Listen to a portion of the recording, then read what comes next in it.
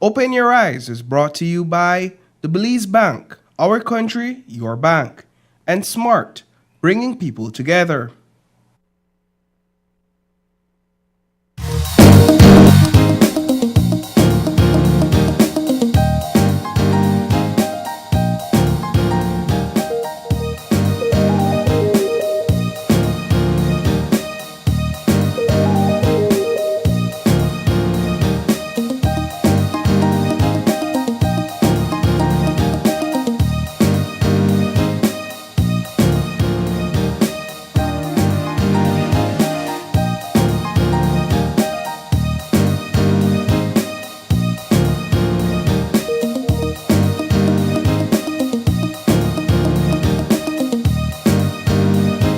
Good morning. And welcome to Open Your Eyes. Start your morning right. I'm Sabrina Daly. I'm Paul Lopez. And I'm April Martinez. And What the Friday? What the Friday indeed. because where have y'all been? Where have you been? Where have you been? Girl, I've been. I've been.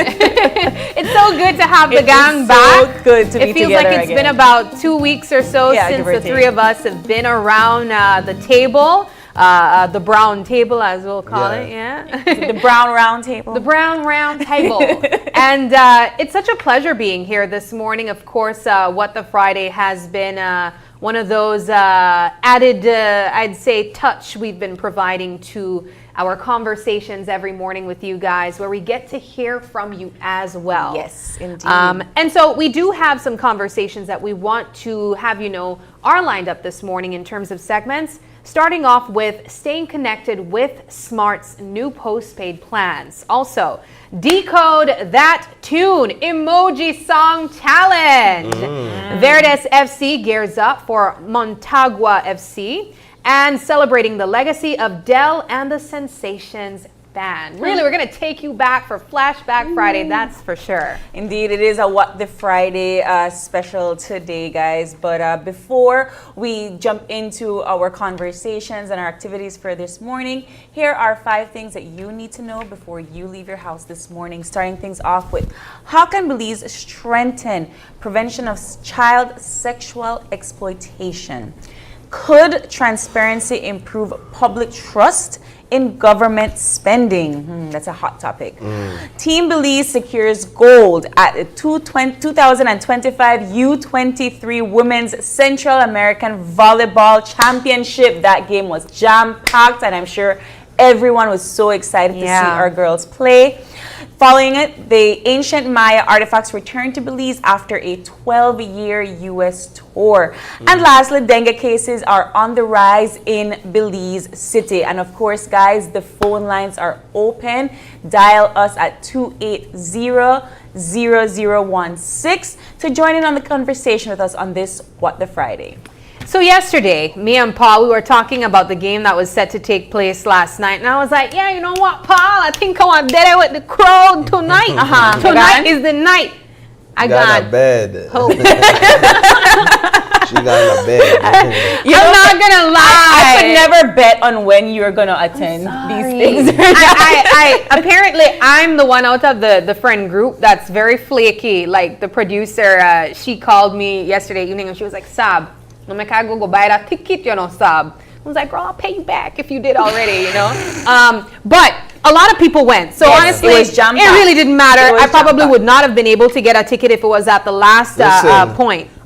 When I got there about what time the game was supposed to start? 7:30, right?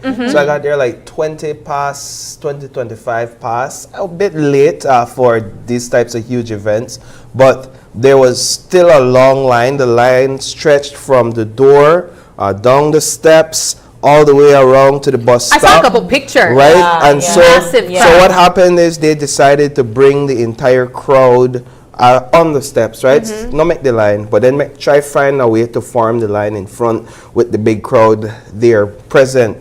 And what was amazing to me, and this speaks to how excited Belizeans were about this game, there were words or chatters coming from inside that tickets are sold out. Yeah. Right?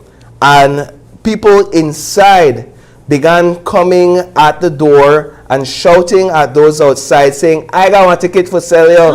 I got it. And bids, they're No way. real-time bids. Somebody pay $50. No, and the tickets were only $10. Somebody pay $50 right in front of me. And I thought the person was joking, right? And the person said, yeah, I'd pay $50. That ticket that for me, I'd get in at this game. Somebody else paid $20 for a general ticket. Like, this was the sort of anticipation and the excitement. The news of tickets selling out got people going in their pockets, spending whatever. You know, though, Paul, when it comes to a game with Belize versus Guatemala, I've seen that happen time and time again with football, with volleyball, with basketball. It always happens that whenever we're playing that particular team, our fans want to be there. But I think this one was different because we are riding on the high of coming from a goal win already, knowing that our girls had the capability or have the capability of winning again, having a winning streak as well. And so this was the final game. This was where it really mattered. And so I saw a post from someone saying that the ICJ referendum needs to take place inside the Civic Center because people will come out when it comes to Belize versus Guatemala. And that's what we saw last night. So it's to say congratulations to our under 23 women's volleyball national team. First of all, they brought out the crowd. They brought the energy. They brought the game on the court. They lost one set. I would have wanted to see, and this was me being a crofty, I would have wanted to see because I was excited to see a clean sweep throughout this entire tournament. They only lost one set, you know. But I heard it was a fight. Of course it was a fight. Huge of course it was a fight. This, they only lost one set and they were able to secure 2 goals, a second goal, so 2 goals consecutively, right? First last year and second this year. Last year's team was the under 21 team, but the makeup is similar, if not completely identical to the team this year. But Team Belize volleyball, Team Belize in volleyball, the women's volleyball, didn't get here overnight. Bro, I spoke to Garrett Bruce last night, the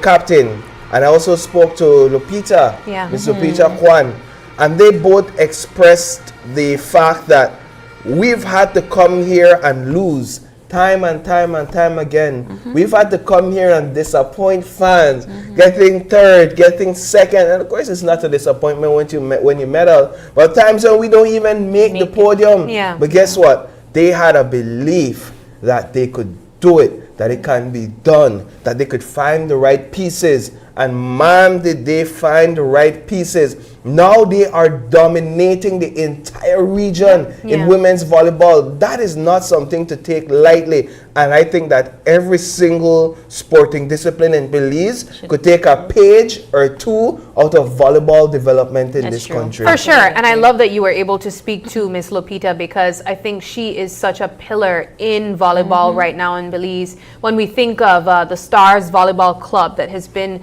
present in this country for such a long time and the many young talent that has been able to go through that program. I'm just shocked that you were able to get an interview from her as well.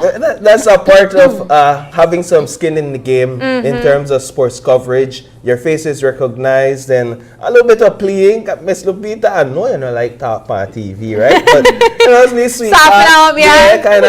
She is a pillar in this particular sport. She has been there from the very beginning, over 30 years of pushing volleyball in Belize. And these kids go to Stars without paying for anything. You know, it's a space, it's a gymnasium there for them, and they just have to show up. And definitely I have to big up as well, not the whole team, but certainly Kaya Gordon. Kaya is a force to be reckoned with. I think Miss Lupita said that Kaya didn't play last year.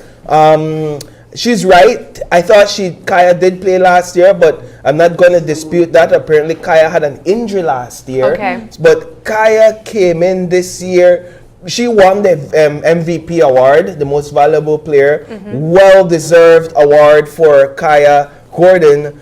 She also won another individual award. But Kaya basically carried this team on her back in some very critical moments. Key moments when they needed to find an answer, they turned to Kaya, and Kaya always responded. I was a bit concerned in the third game. I think that one was against Honduras when they were relying on Kaya a lot, and she seemed to have been a bit burnt out and tired. But this game, even when she fell and it seemed as if she was injured for a while, she still got up, and she got off she went on the bench a bit, came back on. The crowd cheered when Kaya came back on that court, because guess what? They knew that this is the piece that we need, and I stand by my word that I mentioned on Tuesday. Team Belize made all these teams look like amateurs. Like, these are teams that we would shiver in our boots when we compete against them. Now it's like, oh, we could beat Guatemala easy. There's no question about it. Now, when they come to Belize, they shiver. Right, and so now for me, it's who's next. Yeah. Right? Yes. Like, who's next? Bring it on. Like Bring it on. Let's Yes. And this is why you need to go to the game. This is why I should have been there. Yes. I'm sorry. I needed to be here early. Let's take the show on the road. Yes. Right? Yes. Let's figure out who else we could compete against, and really display this level of dominance that we have on the world stage. But what I want to remind everybody out there is that while we have been supporting our girls, we're so proud of them, we're so happy for them, we need to continue having this conversation about the evolution of sports in Belize. While they have been doing so well here, we want to continue this momentum. We want them to go as far, right? You rightfully mentioned as far as they possibly can go. We want to see them on an international platform. They're the regional champs now. Congratulations, girls. Well deserved. You worked really, really hard for it. And listen, we can't wait to see what happens next. Yeah. And also continue with the support as well. Yes. Because I think that we can't go without saying how important the fan base was to those girls as well. Then they pay $50. I'm telling you, like, everyone wanted to be there. And imagine what the Civic Center is able to hold capacity-wise. And that's just some of the people that were tuning in. We're not even talking people watching at home from their TVs as well. So they really have a strong fan base. If you want to give your, you have time through this morning, if you want to give your personal big ups to the Team Belize, you could always give us a call at 280-0016. If you want to talk a bit about Team Belize and give your thoughts on sports development in the country, and what we can do to see this level of performance and participation from elite athletes in other sporting disciplines. I mean, thoughts on it based on this accomplishment, then of course you can call us at 280-0016. We'll take that call and we'll have that conversation. Should we move on to there are other pressing topics out there, and I think that one of the more serious ones that have been on the headlines, not just last night but for the past few nights, have been just incidents and reports on child abuse, particularly sexual exploitation and abuse. And last night we touched on the topic of the sexual allegation against the former ambassador Guerra. And you all were able to get an interview with him yesterday and just kind of get a little bit more information on it. And just for our viewers, this man was allegedly accused of sexual abuse and exploitation on a 16-year-old minor. And he is currently out on bail. He met bail at the sum of $10,000 Belize dollars, if I'm not mistaken. And so he is out for the moment, but the investigation and the trial will continue. Yeah, so one of the things we saw a lot of people saying yesterday is the fact that the justice system is a bit too light or too lenient on these types of incidents. Agreed. We see people saying that Mr. Guerra, given the allegations, shouldn't have been granted bail, that he should have remained behind bars until his trial comes up. People are saying that he could possibly pose some sort of, I wouldn't say danger, but that's a word people are using as well. That or he could kind It's a of threat. frustrate the case if he remains out. I'm sure the court ordered that he refrains from making contact with the complainant, with the person who's accusing him of this. But that's what people are saying, that the justice system is too lenient on these types of cases, and that more needed to be done. One, in terms of the bail limit, if he is being granted bail, like in this case he is, or two, in terms of just denying bail altogether and having him sit down behind bars to consider the allegations being made against him. Yes. And I'll say right off the bat that it doesn't look good for him. Yeah. It doesn't look good for him. You know, I think of the entire story that we've been able to document so far, what was most striking to me was the comment that we were able to get from him yesterday. Yeah. He walked out of the police station, as you can see there, and he was able to speak to our colleague Tanya Arceo, and he said a lot of things. But what he said was that he is being wrongfully accused of rape. Yeah. That aside, I think what still irks me and really concerns me, and perhaps the rest of the public by extension, were the photos that we also saw Yes. being revealed and released, I imagine by the family as well, of this 16-year-old minor. You could see visible bruises, scratches. He looked like he had a busted mouth even. This is a 16-year-old minor that was in the company of this person, allegedly drinking, which is also another thing that we could be talking about as well. Some form of sexual assault took place. Yeah. Whether it's rape or not, there was a violation that took place here. There was a form of exploitation that took place here. And having Mr. Guerra go up to the cameras and say that we are not immune to these things, they do happen. And I might have misquoted him, but I was reading his transcription. But he said it was not rape. So are we saying because it was not rape that it's okay? I think that his thing of we are not immune, I think he was talking particularly on allegations against persons. But I have to agree with you, Sab, that in my mind, the fact that there is any inkling of justification that you think that is possible for an accusation such as this is troublesome. That's my opinion right there. I want to read just really quickly to ensure that I get it exactly correctly. He said that he was the youth president for the Youth Council of Cayo West at some point.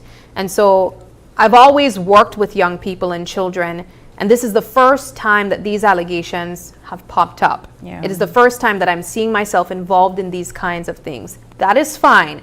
As I mentioned to some people, not all of us are immune, you know? No one is immune, I must say, to these kinds of things. So here's my take, right?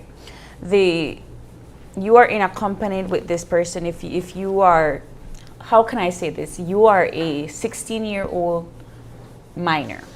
You are with somebody that is your teacher or was your former teacher. You trust right? this person. You trust this person. So if this person is telling you that everything is going to be okay, you are in their care, you are perhaps thinking it's cool to drink with your teacher because you are 16 years old.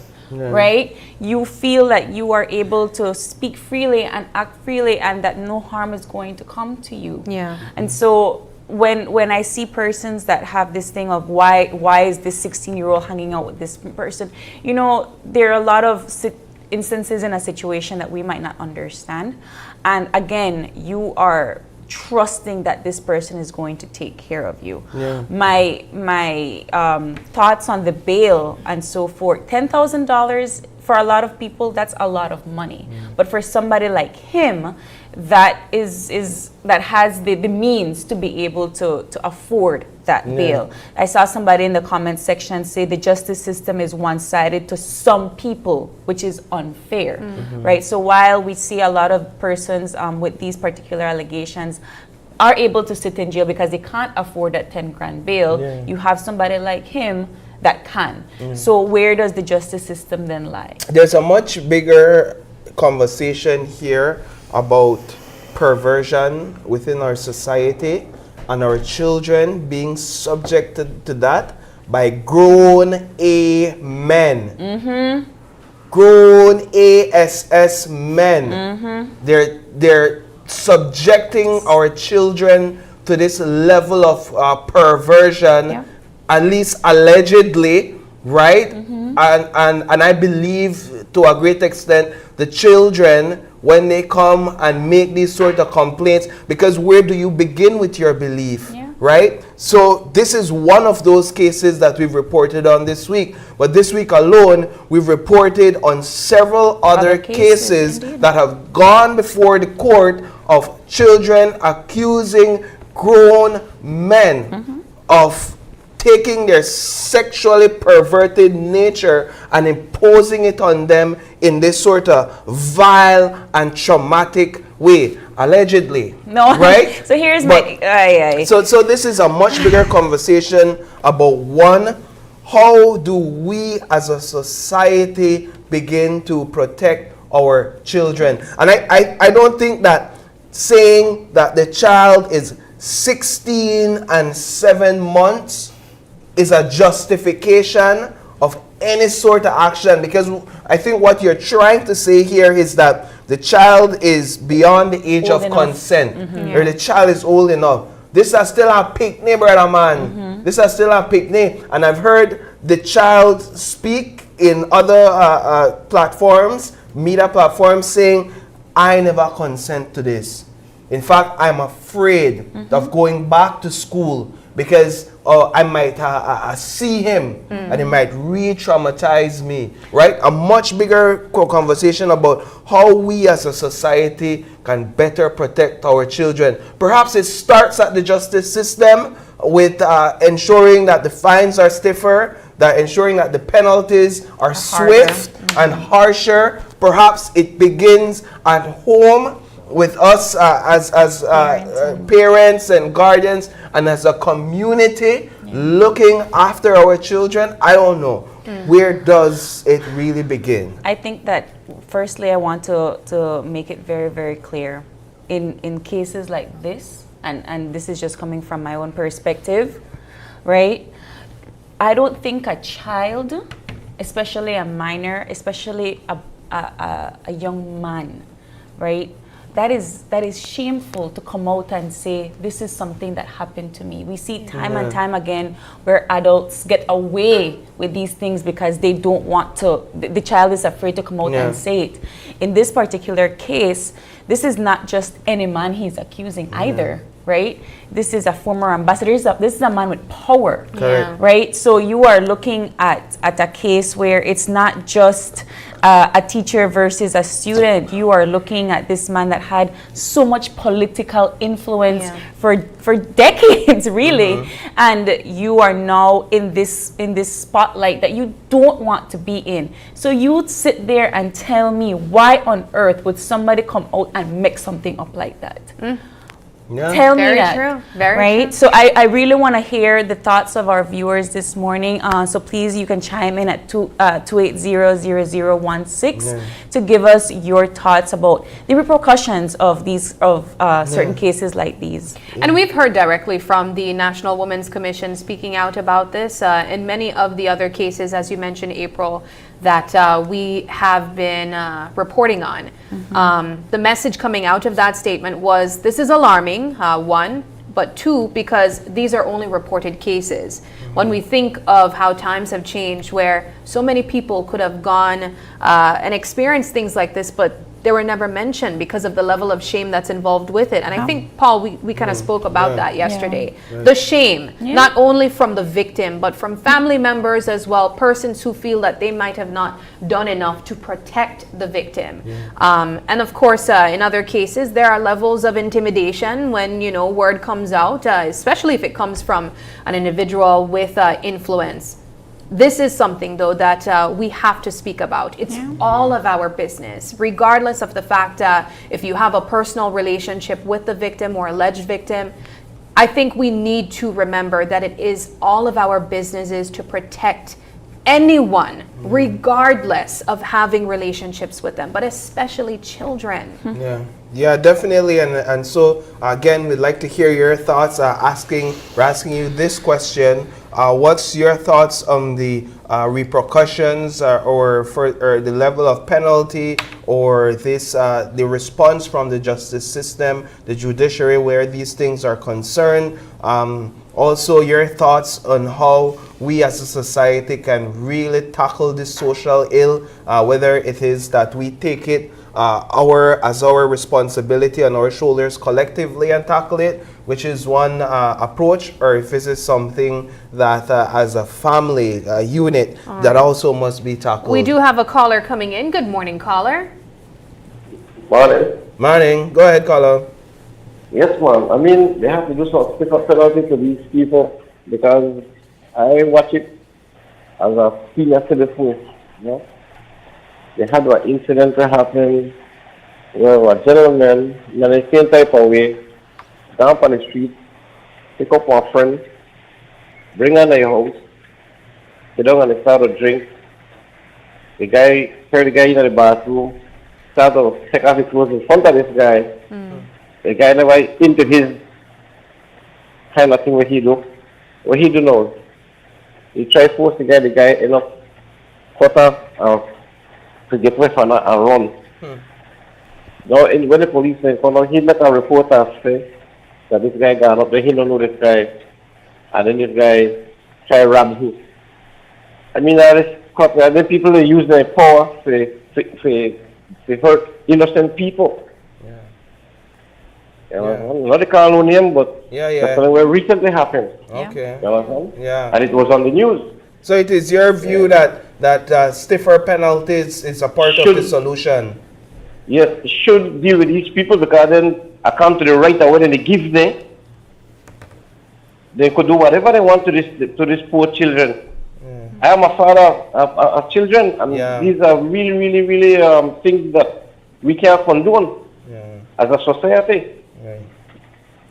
All right, Colum. Thank you so much for your thoughts. Wow.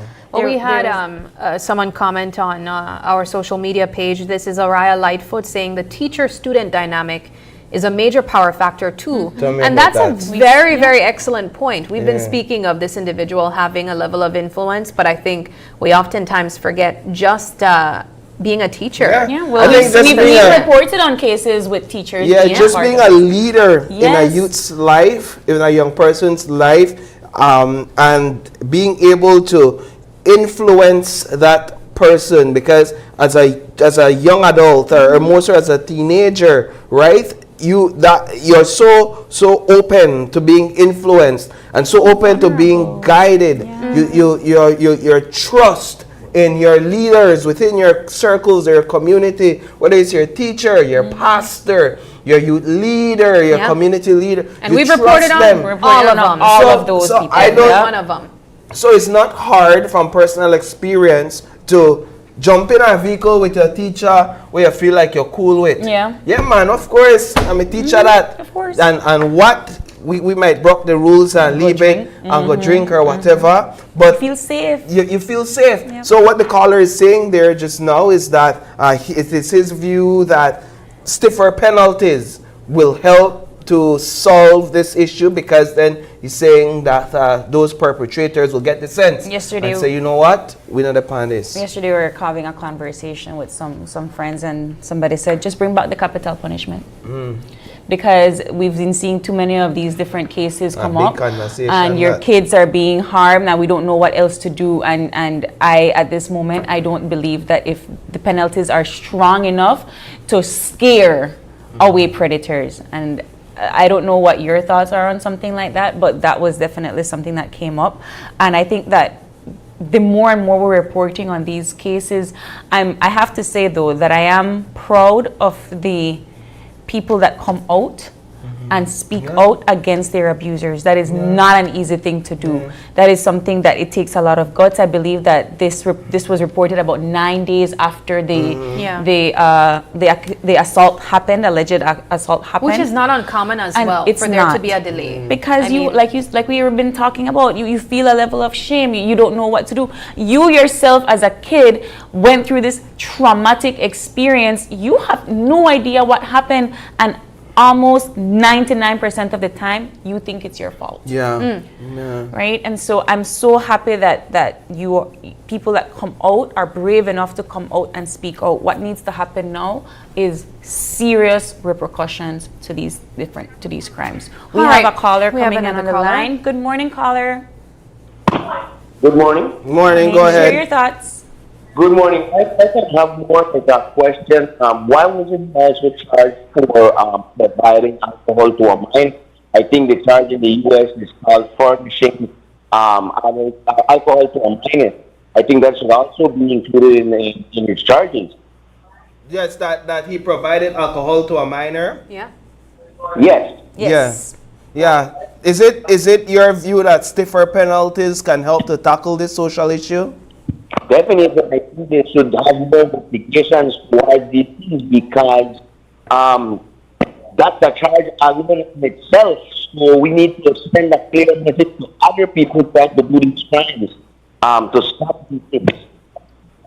All right, Yeah. caller. Well, All right. thank you for your time. A bit muffled there, but what the caller is saying is that he believes that there should be some sort of charges levied when it comes to providing alcohol to a minor, right? I don't know what the law says about that. I'm no attorney or no legal expert, but perhaps there's something in there that they can show the books at him where that is concerned. Callers also said that yes, he thinks there needs to be stiffer penalties because if people spend real time behind bars in the first instance, then it would kind of deter or dissuade others from doing it or even thinking or considering And we've seen performing people these sort go of acts.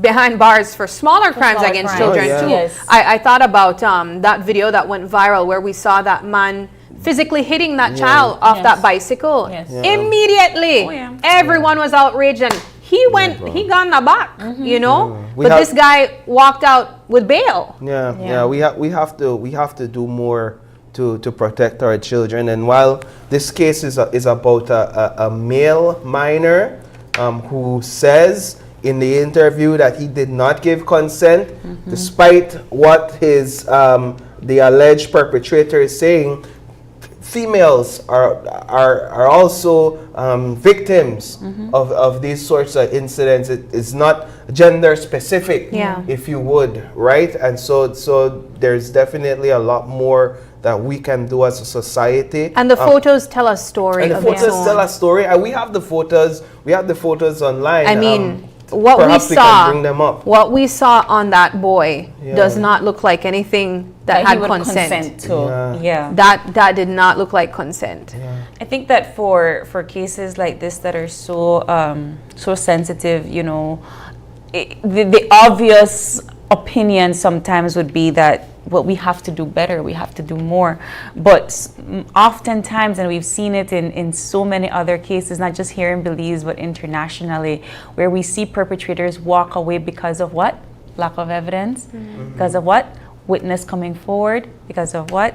DNA is not present, this, and this, right? So this is a case that we're going to be looking at very, very carefully, because for right now, all that we have are these photographs, and we have two persons that are saying two different things, right? And so we really, really hope that there is a lot more that can be tied to this case, and Of that course. justice can The be child, served. The child says, and I have to continue heralding this and we'll jump to the next topic.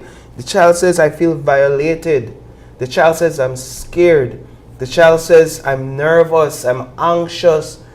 This is a child that will have to go through a lot of help, a lot of therapy, because of this level of trauma that the child experienced. And yet we are sitting here, unfortunately, talking about this perpetrator, though there are still allegations, walking free for temporarily, being out there, right? Again, still, right? Instead of the system really taking action into his hands. And I understand there's processes in these things. You're innocent until you're proven guilty. But man, what does this say to our society? What does this say to these perpetrators? If I got the right liar, if I call the right people up, I feel like I could beat this one. And I mean, and again, just you're asking what else we can do as a community.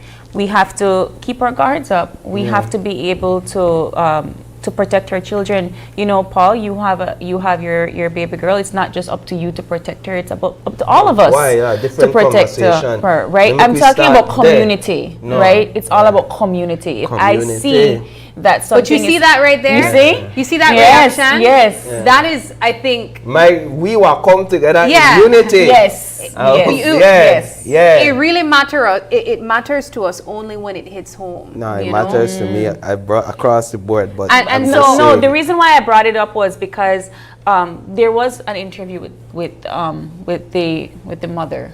Right? And what she was saying is, I'm trying to call my son, I'm trying to reach my son, I'm trying to find out if everything is okay the night that this incident happened. I'm trying to get a hold of him. He's not answering me. I'm trying to find out where he is. He finally answers me, 6-7 hours later, that he is somewhere that he's not supposed to be in. And perhaps he didn't think he needed to tell his mom because, again, he's with a trusted person that he feels he is safe with. All right. And but I do want to go back to what I was saying, though, because I think we have an opportunity, like we've always had, to ensure that this conversation does not end here. If we feel that stricter penalties need to be put in place, we have an opportunity to have our voices be heard. And that's why I said, when I felt your reaction and your emotion, Paul, because it gets really, really serious when it hits home. You know, but in this case, we are observing the story of another person, of another family. But I think it goes right back to what I was saying. It's all of our responsibilities to ensure that we do what we can. You see something, say something, protect a kid. I feel like we often try our best to turn a blind eye when there's a situation occurring and we don't want to get involved and we don't want to be a part of it. Get involved, be a part of it, because you could honestly save somebody that day, right? But third question, right? Our third point for the morning, right? We're moving over now to transparency and public trust in government spending. And here's the question for you, our viewers, and this will be our last point for this morning before we wrap up this segment. We do want to hear your thoughts. Honestly, we want to hear from you. We believe that you add value to these conversations. You add value to this morning show, and this is why we have this segment, so don't be shy. But could transparency improve public trust in government spending? Right? First point, transparency should be a non-negotiable when it comes to government. First of all, when it comes to those that we elect to sit in office, transparency should be a non-negotiable. But we have developed a culture in society where if you not ask, I don't have to tell. And guess what? If you not care, I don't have to care either about what I supposed to put out there. So we've developed a culture of secrecy that's not only the fault of those elected officials, but it's our fault. And you know, and I point fingers to myself as well, because what I realize I have not been doing enough is I have not been asking enough. I have not been putting their feet to the fire to say, this is important for the public to know, this is important for me to know, and I demand that you release this information. We have not been asking. We don't have a culture of demanding answers from our elected officials. And as a result, the culture has been, we could just keep this under the rocks. We could just shelve this in a cabinet somewhere for the world to never see. Life will go on as normal and nobody will care about it. Transparency is a non-negotiable in government, in public office. We not only demand to know, we have a right to know how the government is running this country, the decisions that they're making, why they're making certain decisions. So just start right there with transparency, and we could left everything else, throw everything else out the door. But then what do you say to the layers of transparency that we receive at times too, though? Because, and I know the context of this conversation that we're having, and we've been speaking about it for the better part of this week as well.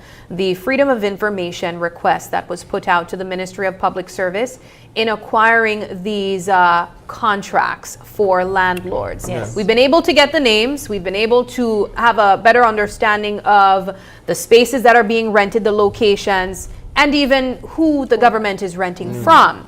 But they're not able or willing, they're not willing to give these actual contracts to know what exactly is being spent or paid for when it comes to these rented spaces. The argument, because it could spike up other renter agreements. And so they could argue and say, well, I did give you information. You asked for the landlords. You wanted to know more information about, you know, how the government is spending and what we're paying for. You got it. And you could also have a further argument. And so two things I want to say, right? Paul, you're absolutely right. We live in a very complicit society. We let things happen, and we are just as corrupt as the officials that we elect. And there's a small portion of people that are actually challenging and asking questions. And I gotta say that with the way that our administration is working right now, where we don't really have an opposition to kind of oppose these things, I'm very happy that we have wonderful media that is there to able to ask these questions and you know, get these answers. But here's another like devil's advocate that you could play. Paul, I don't know your contract. I don't know how much you make.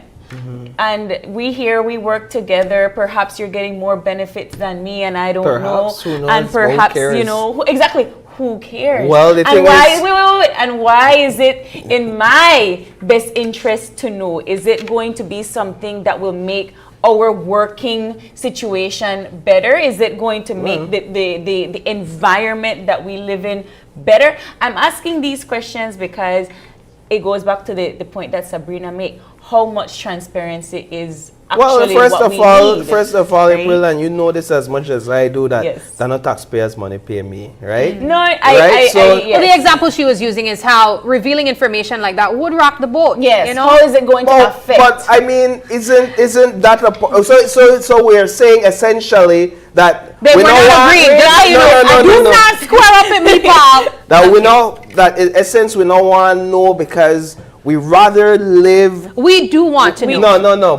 But it's better to, and I say better, but it's okay to not know, because then we want to live in this comfortable space where feathers are not ruffled, where we don't have to think too hard on these big questions, these big ideas, and these big decisions, and we could just go about our daily lives worrying about what matters to us personally. Well, the challenge with that is what matters to us personally also directly connects to governance in this country. Agreed. What matters to us personally? The cost of things at the grocery store, because we have to eat. What matters to us personally? The types of roads that we drive on, because tires expensive, brother man. And even second-hand tires, they go up in a cost, right? And I drive. And no, what matters to us personally, ensuring that we have safety in the society that we live in. These are things that are directly connected to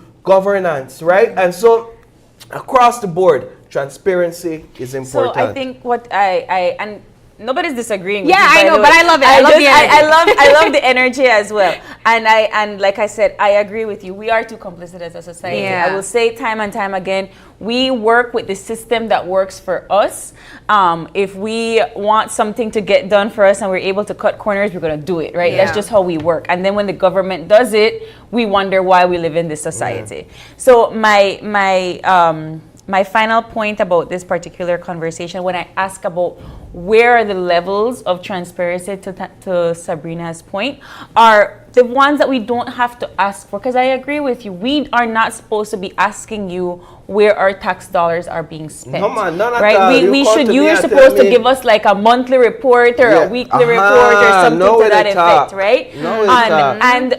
And even if you are getting, because I appreciated the Minister of Foreign Affairs comments on the vehicle that was purchased correct. and so forth, right? Because regardless if it's a grant, regardless if it's this, just tell us. Just tell us. Because I Tell we think more that we- tell tell we more that we ask. need to know. Yeah. Because Yeah. at the end of the day, we're living in a society where information is out all the time. Yeah. Somebody could easily snap a picture of something, post it, and then there is this frenzy of opinions that might not be so. Yeah. So tell us before that can even Yeah. occur. Big- In this day and age where, like you rightfully mentioned, where the monies is being spent, we don't know. We get a budget every single year. They tell us about the budget. Personally, there's a lot of jargon when I listen to these house meetings about the budget. I don't really know where the tax dollars are going. So this is where the opportunity for you as an administration would be to directly talk to us. You have so many means to talk to us now, whether that be virtually, whether that be personally, whether that be on the media and give an interview.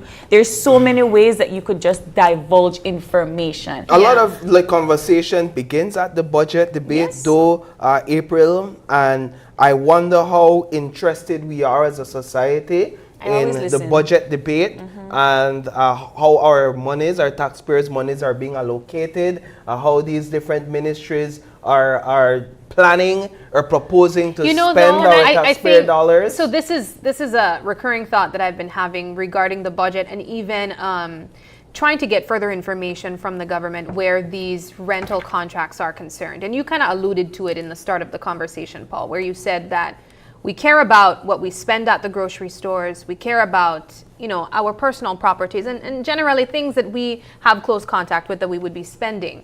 I think where the separation takes place from the general public, and maybe I could be wrong, but I think this is probably why we're not as outraged as we should be, is because we still are not able to make the connection. When we say taxpayers' money, it really means your money. And I don't think people realize how much of it, or how serious that is, and how it actually works. I was going to ask you guys just now. It only matters when it comes directly out to your pocket. Exactly, and that was going to be my question. And my question to you, when you get your pay slip, right, and this goes to you guys as well, and you watch it, and you see tax, and you see how much is being deducted, don't you wonder where it goes? And my next question would always be, when I'm driving down a particular street, or when I'm at a particular facility that is perhaps for public service and so forth, and I'm sitting there and I'm probably looking at the roof, or I'm probably looking at the road, and I said, man, this is X amount of my paycheck. Yes, and that is why I'm asking, because don't you sit and you think about that? No, So here's a couple comments. I think just from our online, we have one person saying transparency is a must. It's taxpayers' money, public funds. Their mandate is to let the public know what it is. That's from Eric Gutierrez. A real Lightfoot. When taxes are involved, 100% transparency.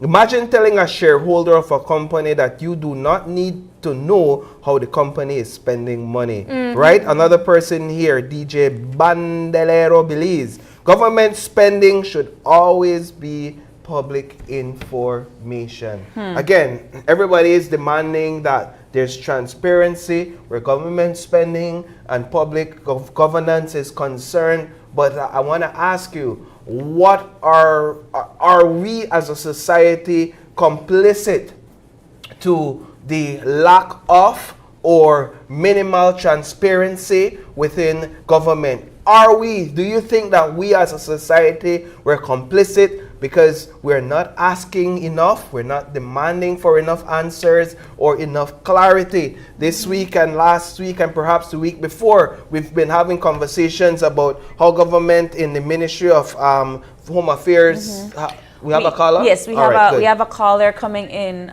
Just waiting a second to get the caller on the line. Yeah, so how we're spending in the Ministry of Home Affairs with that advisory, $70,000 a year. How we're spending in the Ministry of Foreign Affairs with the Let's get that call really quick, Paul. Yeah, let's get that caller. Good morning.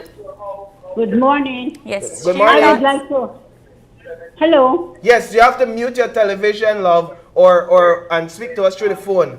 but the guy is Good morning. Yes, we can hear I would you. like to say something about these people. Yes, love, you have to turn on your television. Please. All right. Turn on your Okay. television and listen to us over the phone. Okay. I would like to say something pertaining the rape, Yeah, go ahead. of children, younger children, teenagers, and whatnot. Yes, please. I think that they should receive a penalty like if someone who commits murder. Because, why I say that is because these people, they ruin these children, their life forever till they die. And I think that they due to have a penalty like they committed murder. But better yet, I have another solution. Probably, when they are found guilty, they should be taken to jail, castrate them, and throw away the key. That's all I have to say. Thank you very much. That's, All right. That's one way to go. Thank you very much. And y'all have to put the camera on me. I like the expression, yes, you're shocked. well, that was not what we thought we were going to hear. Well, you see but the thing- everybody has that, Yeah. that emotional. It's an extreme measure. Yes, Yeah. indeed. When it comes to these particular cases, and so you are absolutely free to give us your opinions because Yeah. that's what this particular line is here. Yeah, but definitely we've been talking over the last few weeks, and I'm sure we're going to wind down this conversation and this segment a few.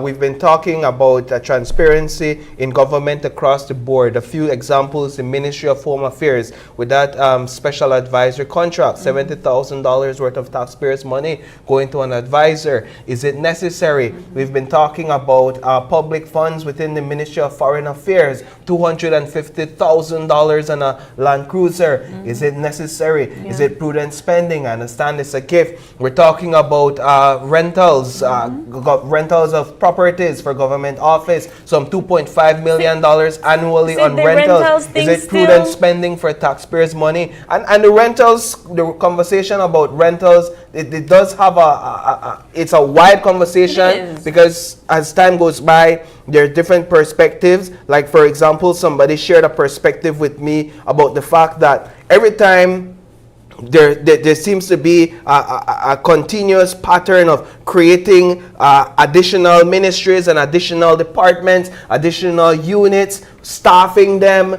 finding space for them. We don't have the space, so the more you expand the ministry, the more you expand the unit, the more space you need. And is it really efficient in terms of providing the services, or is just adding cost to our taxpayer dollars? I definitely have this issue about the rentals in the sense that, you know, we have a very different, I guess, organized way of our government, right? We had the old capital being here in Belize City, where that's where the government offices used to be. Then everything shifted to Belmopan, and then offices were created in Belmopan.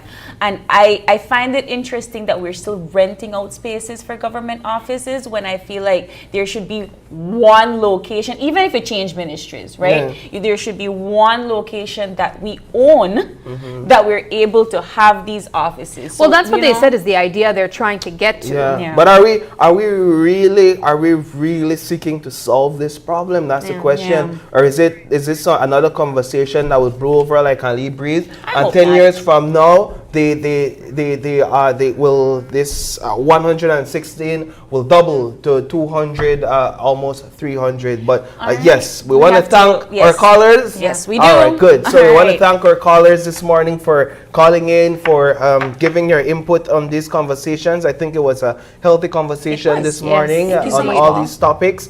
And definitely, you could continue to comment in our comments, and you could also continue to tune in to open your eyes up in the following days to come next week, because of course we'll have more of these types of discussions. Alrighty. Well, we do got to make a transition now. If you are here in the old capital, if you look outside, it's gloomy skies, and it was even raining a few moments ago. But we are going to be giving you an official update from the folks at the Met Service in our Eye on the Weather. Oh, you want to?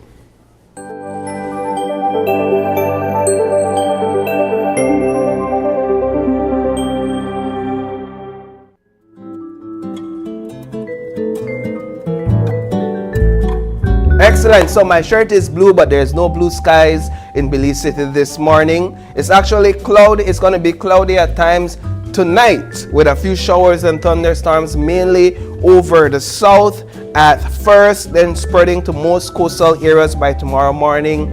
Cloudy to overcast tomorrow with some showers, thunderstorms, and periods of rain over most areas. I hear that, Belmopan rain a lot right now. My understanding is that it rained so heavy in Belize City last night, it sounded like hurricane. Let us know if you heard that or you experienced that. Today's temperatures along the coast is going to be 85 degrees Fahrenheit on the higher end and 79 degrees Fahrenheit on the lower end. Inland, 90 degrees, so the temperatures have dropped a bit to 90 degrees. That's relatively acceptable. And on the lower end, 72 degrees. And then in the hills, 77 degrees Fahrenheit and 67 degrees Fahrenheit on the lower end. Our extended forecast, Saturday, along the coast, 85 degrees, inland 90.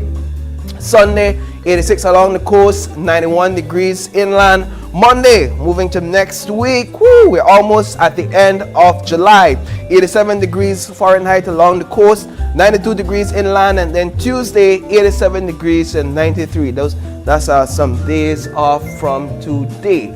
Our astronomical forecast, the sun rose this morning at 5:29 a.m. It's already bright outside, and it's going to set at 6:28 p.m.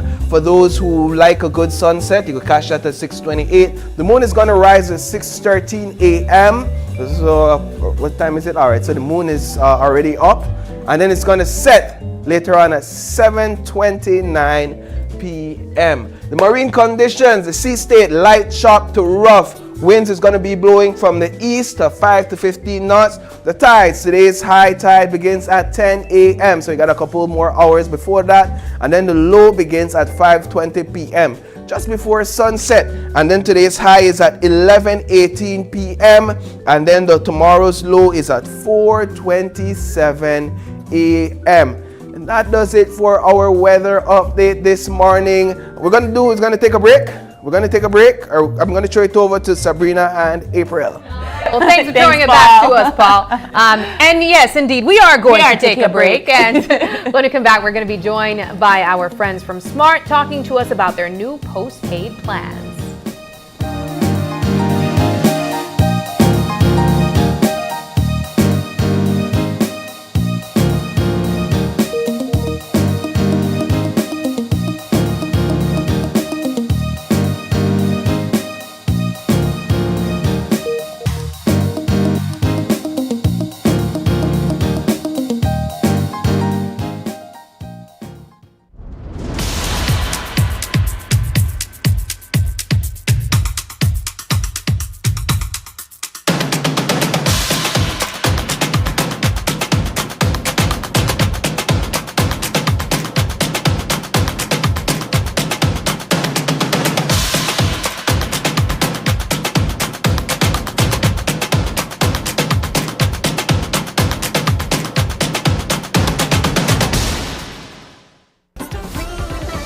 Vote for your favorite KTV contestant by texting the number of votes followed by a space, then your contestant's number, and send it to Smart Code 585. Here are this week's contestants. I'm here without you, baby.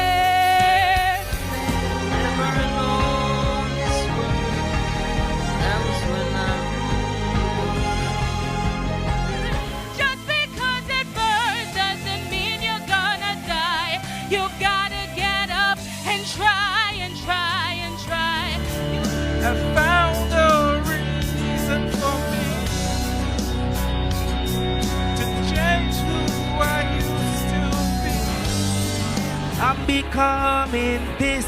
All I want to do is be more like me and be less like you. Remember, voting ends on Sunday at midnight. And don't forget to tune in every Tuesday at 8 p.m. only on Great Jubilees Media.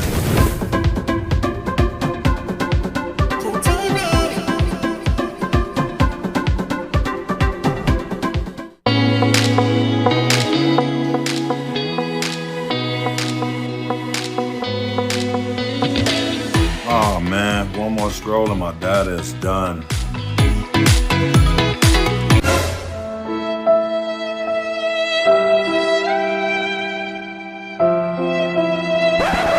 Wait, who said anything about running out? Smart just dropped a more powerful plan that now includes social media data, so you can scroll till your fingers cramp. Visit any Smart showroom to sign up today because connectivity just got even better. Smart, bringing people together.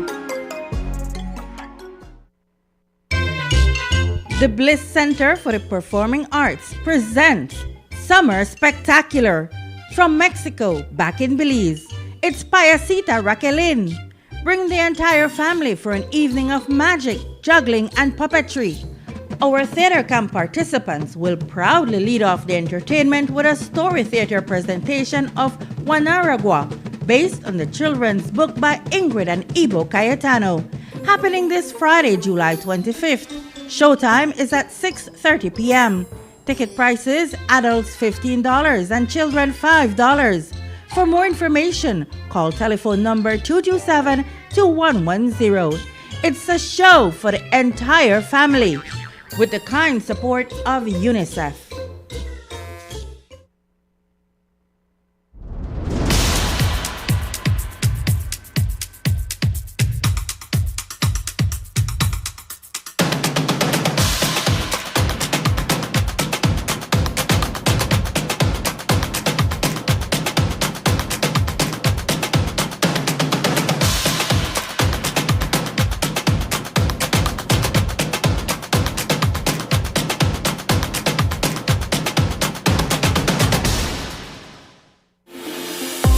We at Fulltech Systems understand that technology isn't just a tool, it's a game changer. At home, smart devices and AI are revolutionizing daily life. In education, tech is making learning more interactive and accessible for students and educators alike. For businesses and government, it's driving innovation, streamlining operations, and unlocking growth, leveraging tech for better services, infrastructure, and security. At Fulltech Systems, we help you thrive with cutting-edge solutions, partnering with leaders like Dell, HP, Microsoft, APC, Fortinet, Cisco, and Tomy 8. We deliver the right products for your needs, whether it's boosting efficiency, improving customer engagement, or scaling operations. Connect with us and let's drive innovation together. Fulltech Systems, your technology center, where you come for the price, but stay for the service.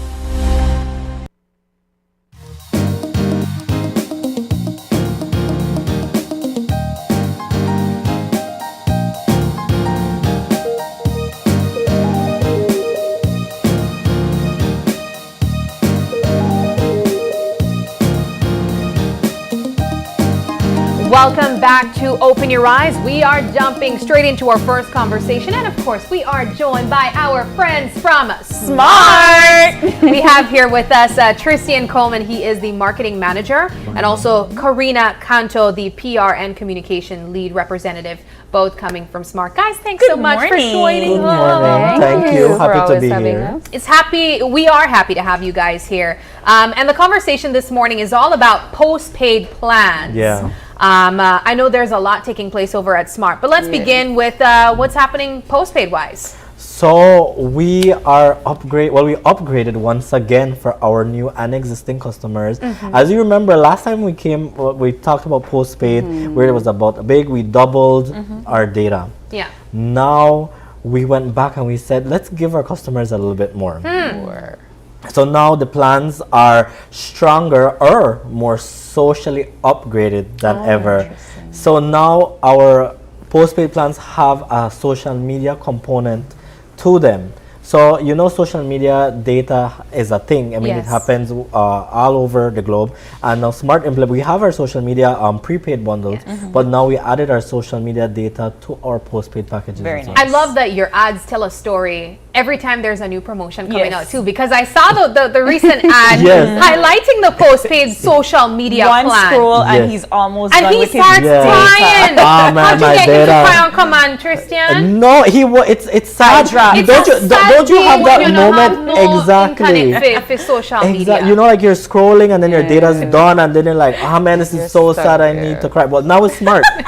Not anymore. Not anymore. We got you covered. Exactly. So so we have the different plans.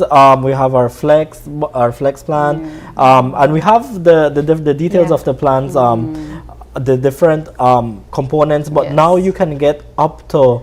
You're almost like for example, for the Flex Junior, that's our base plan, and that's $33.75. And like Tristan mentioned, those were already boosted. They used to be 3, and then we doubled it to 6. Wow! But now we've added 4 gigs of social media data. So so you're actually getting 10 gigs for $33.75. Correct. I think what's important to highlight is, I mean, I'm sure, just aside from people who are regular social media surfers, there are so many businesses now that operate on social media. And so this is beneficial for entrepreneurs who have social media pages that they use for their business. Aside from people who generally surf too, you know, you have the kids, they want to stay on YouTube too. So if you're out, you got to have these devices ready and able for the tablet kids too. Because then we have the postpaid, they are really boosted. Then after that, you have the choice, which is $56.25, and then you have the select, and then each of them, like for the select plan, which would be perfect for a small business, they used to get, well, actually it's at 64 gigs, but we've added 16 gigs of social media data. So here's a question. So 64 plus the 16. Because this might be a dumb question, right? But like, how does your phone know that it's the difference between the two plans? Oh, that's so what with that what happens is that, you know, we have the apps that are tied just to the social media data. So the package is configured to run only for those specific apps, your data, and then so that's what the social media data, that's where the social media data kicks in. And then after that, when you're using data for anything else, then that's where it pulls from that other bank of data. So, you know, so the other data isn't going to be pulling when you're on social. No, right? That was my question. Yeah, so it's going to prioritize based on usage, right? But the point is that you have data. Yeah. So, and that's the important thing. You're doing more. So, like Karina said on that last plan, you're talking about like 80. Yeah. 80. That's you're almost that's $80 because you could do the math, like you're getting. And that's at 86. 86. So when you do postpaid plans and you're buying a particular package with a postpaid number, this is now going to be added, or do you have to purchase it separately? It already comes configured with your purchase, and for like Tristan mentioned, for the existing customers, that was just automatically, they just had to wait for their new cycle. So now when new customers come on, it's just a simple matter of going into any of the showrooms and signing up, and then you don't have to do anything. You just put in your SIM and then you're good to go. And if you don't want to be, you know, people are getting, you know, more modern, we also have the eSIM, so you can do that as well. So I think there's still this misconception that to switch to postpaid means that it's the more expensive option, or it's a costlier venture. Allow us to understand ways that you can save money if you switch from prepaid to postpaid even. Well, it depends on how frequently you upload. Of course, it depends on your pattern.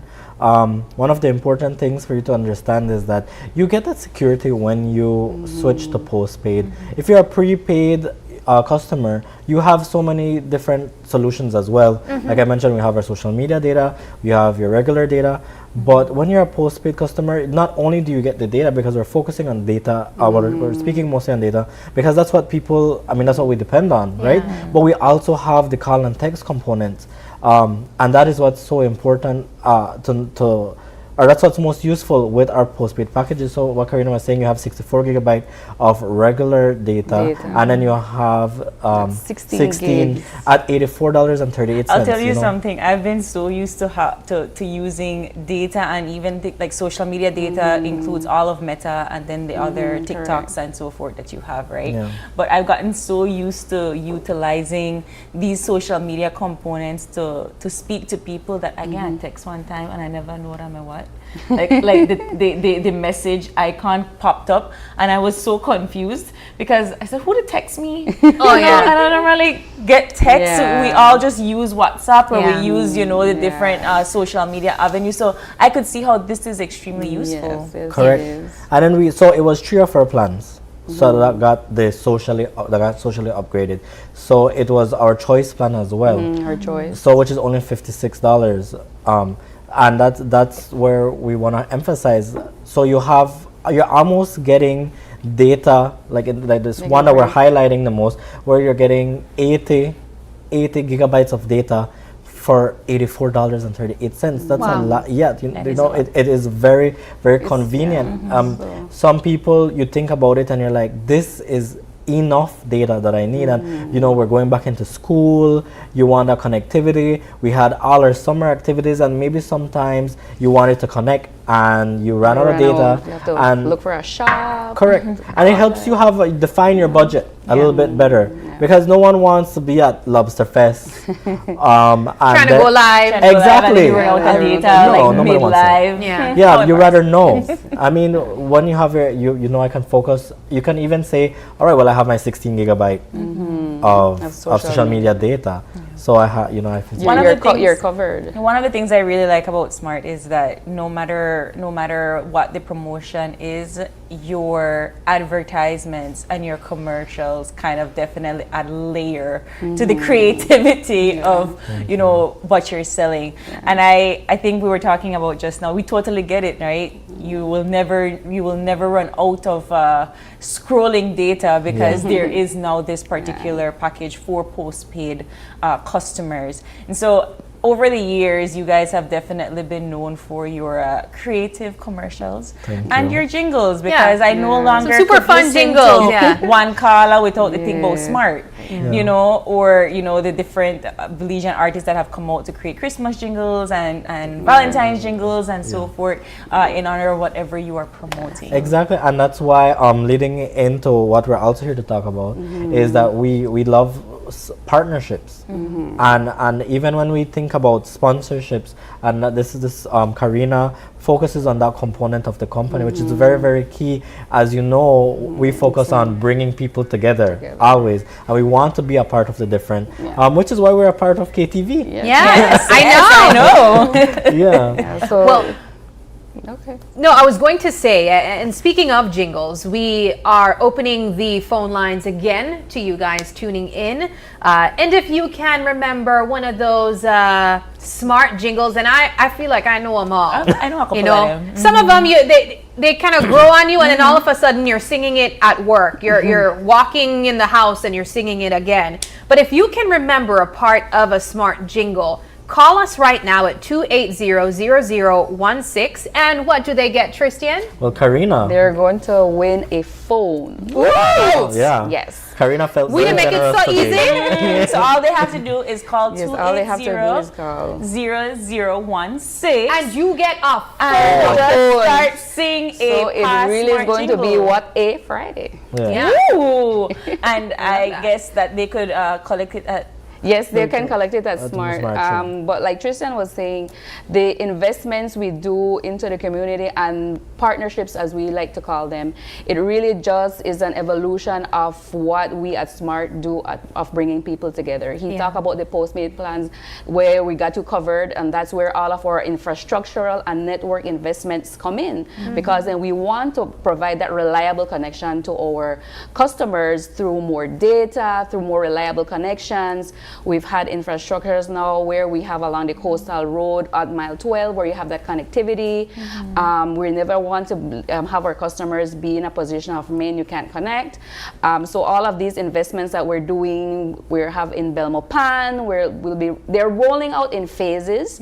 So we do look forward to that increased connectivity for our customers. And all of this ties in back to providing you with more data, more postpaid options. And it's like the postpaid option, people always ask, like, what's the benefit? It's an investment that you make, because sometimes you don't really realize how much you spend on adding a little bit credit, and then when you look, it really adds up. And then if you're going back to school, you have a family of 3-4 kids, you buy we have the family plans, we have the share one plan, so it is beneficial. And then going back to all of that, schools and community, all of the promotions and sponsorships that we do really just tie back to improving the quality of life and really just empowering our community to be better. We have our pillars that we always talk about that's dear to our heart: sports, education, music, and the sponsorships that we really do tie into all of that. We partnered with 501 Optimist Club for children. It teaches them how to be positive and ways that they can improve their lives. So they had an essay competition, and I think this year was their 4th, and we partnered with them just to encourage the children that are in high school to really just like be themselves, and what does it mean to be an optimist. Well, I still really want to encourage our viewers right now. Colin. Call in at 280-0016 and sing a previous smart jingle to win a phone. I mean, I could go outside right now and call. Yes, guys, don't be shy. Don't be shy, everyone. And just go back. I mean, we had a couple of them just recently.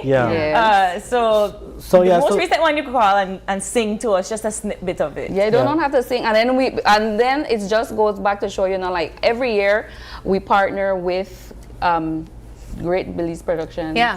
For KTV, and you always see these comments on the Facebook page when KTV is going on, and I can do this, I can do that. So this is the time, this is the opportunity, guys, to shine and say, all right, these are my comments. So like what they say, walk the walk now. So call in.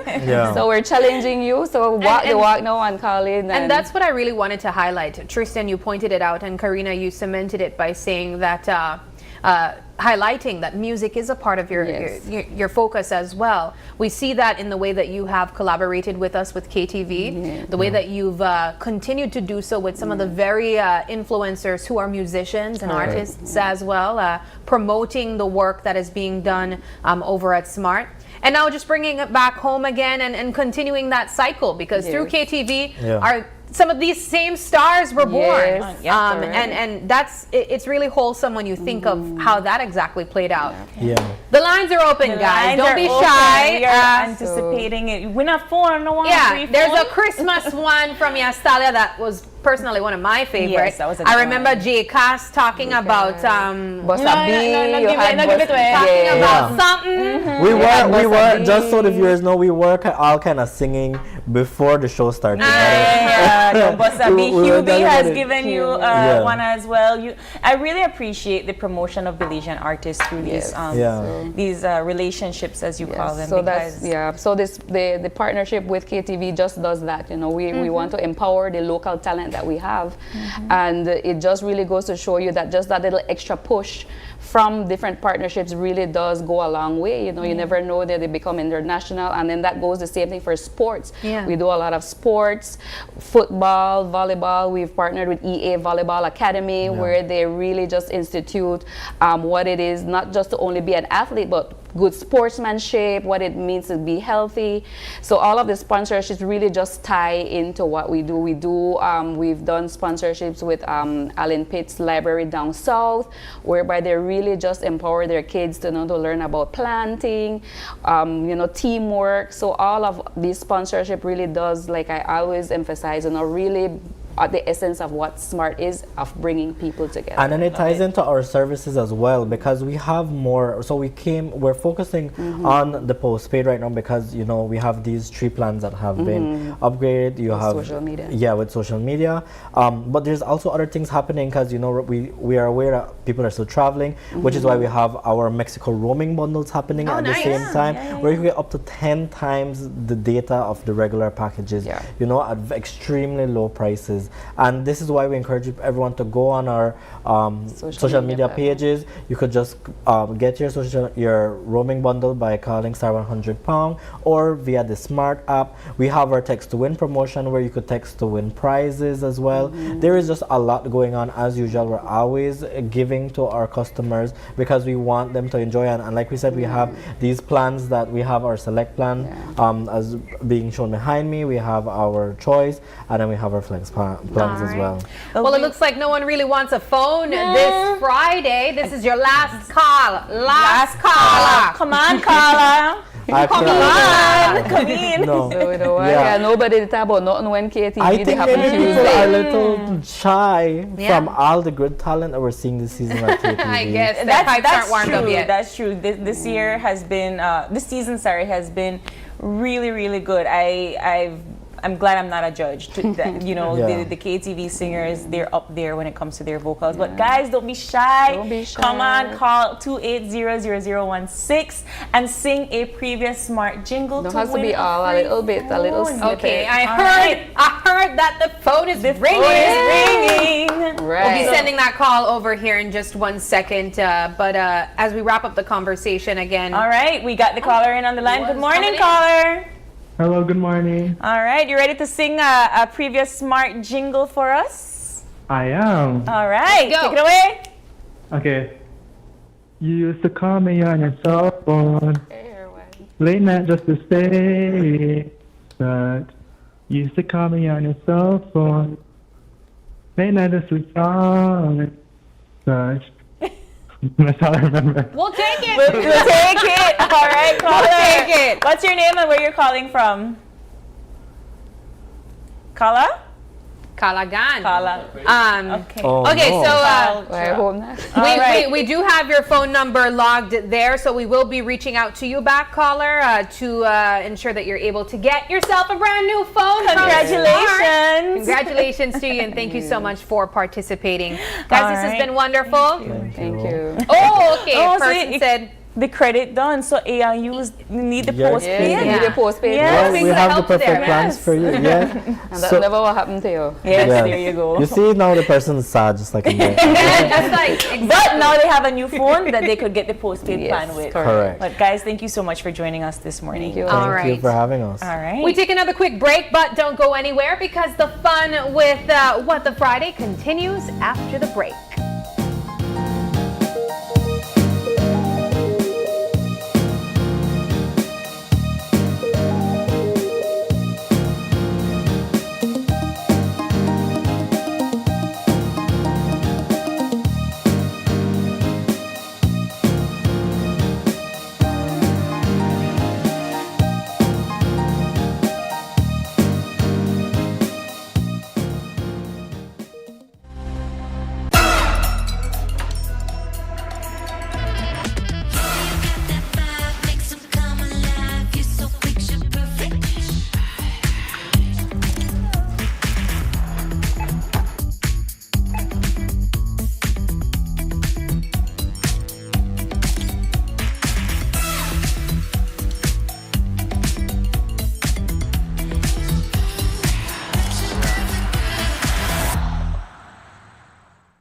As an athlete, orthopedic health is very important.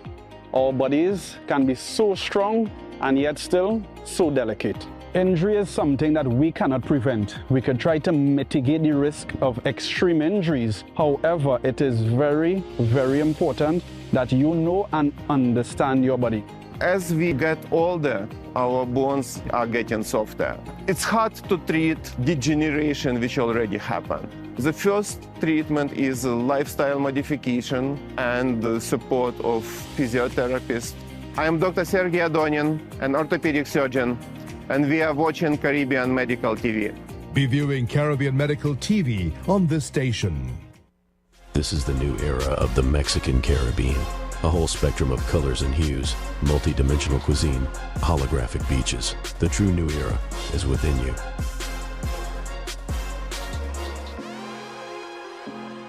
My name is Leomar Langsert and I'm a teacher and I bank with Belize Bank Independence Branch. What I enjoy is the safety features that the app offers. I have a sense of not having to worry or be concerned about somebody finding my password and username to sign in the application because of the use of the one-time password. And another feature that I love, that I use the most, is how the app synchronizes with my fingerprint on my device. I enjoy the rapid and easy, seamless process to apply for loans through the Belize Bank, and I don't have to be having too much back and forth to visit or take time to visit the bank. They also start to offer the online applications through the app for loan applications, which I believe is very neat. I would definitely recommend Belize Bank to other teachers because one of all the features and advantages that the app offer, with these online that Belize Bank offered, is basically everything that you can do in the palm of your hand. So I would definitely recommend the bank to other teachers.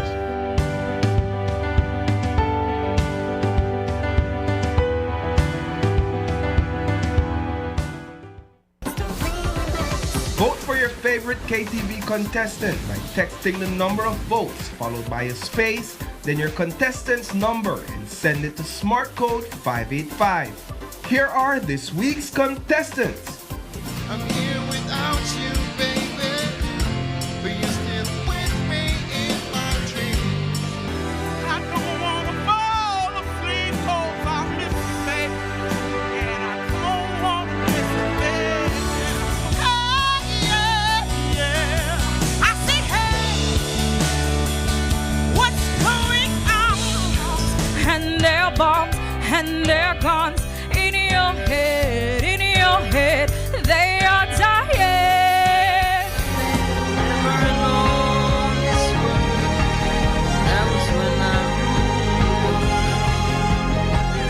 Just because it burns doesn't mean you're gonna die.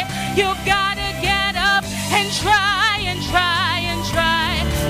I found a reason for me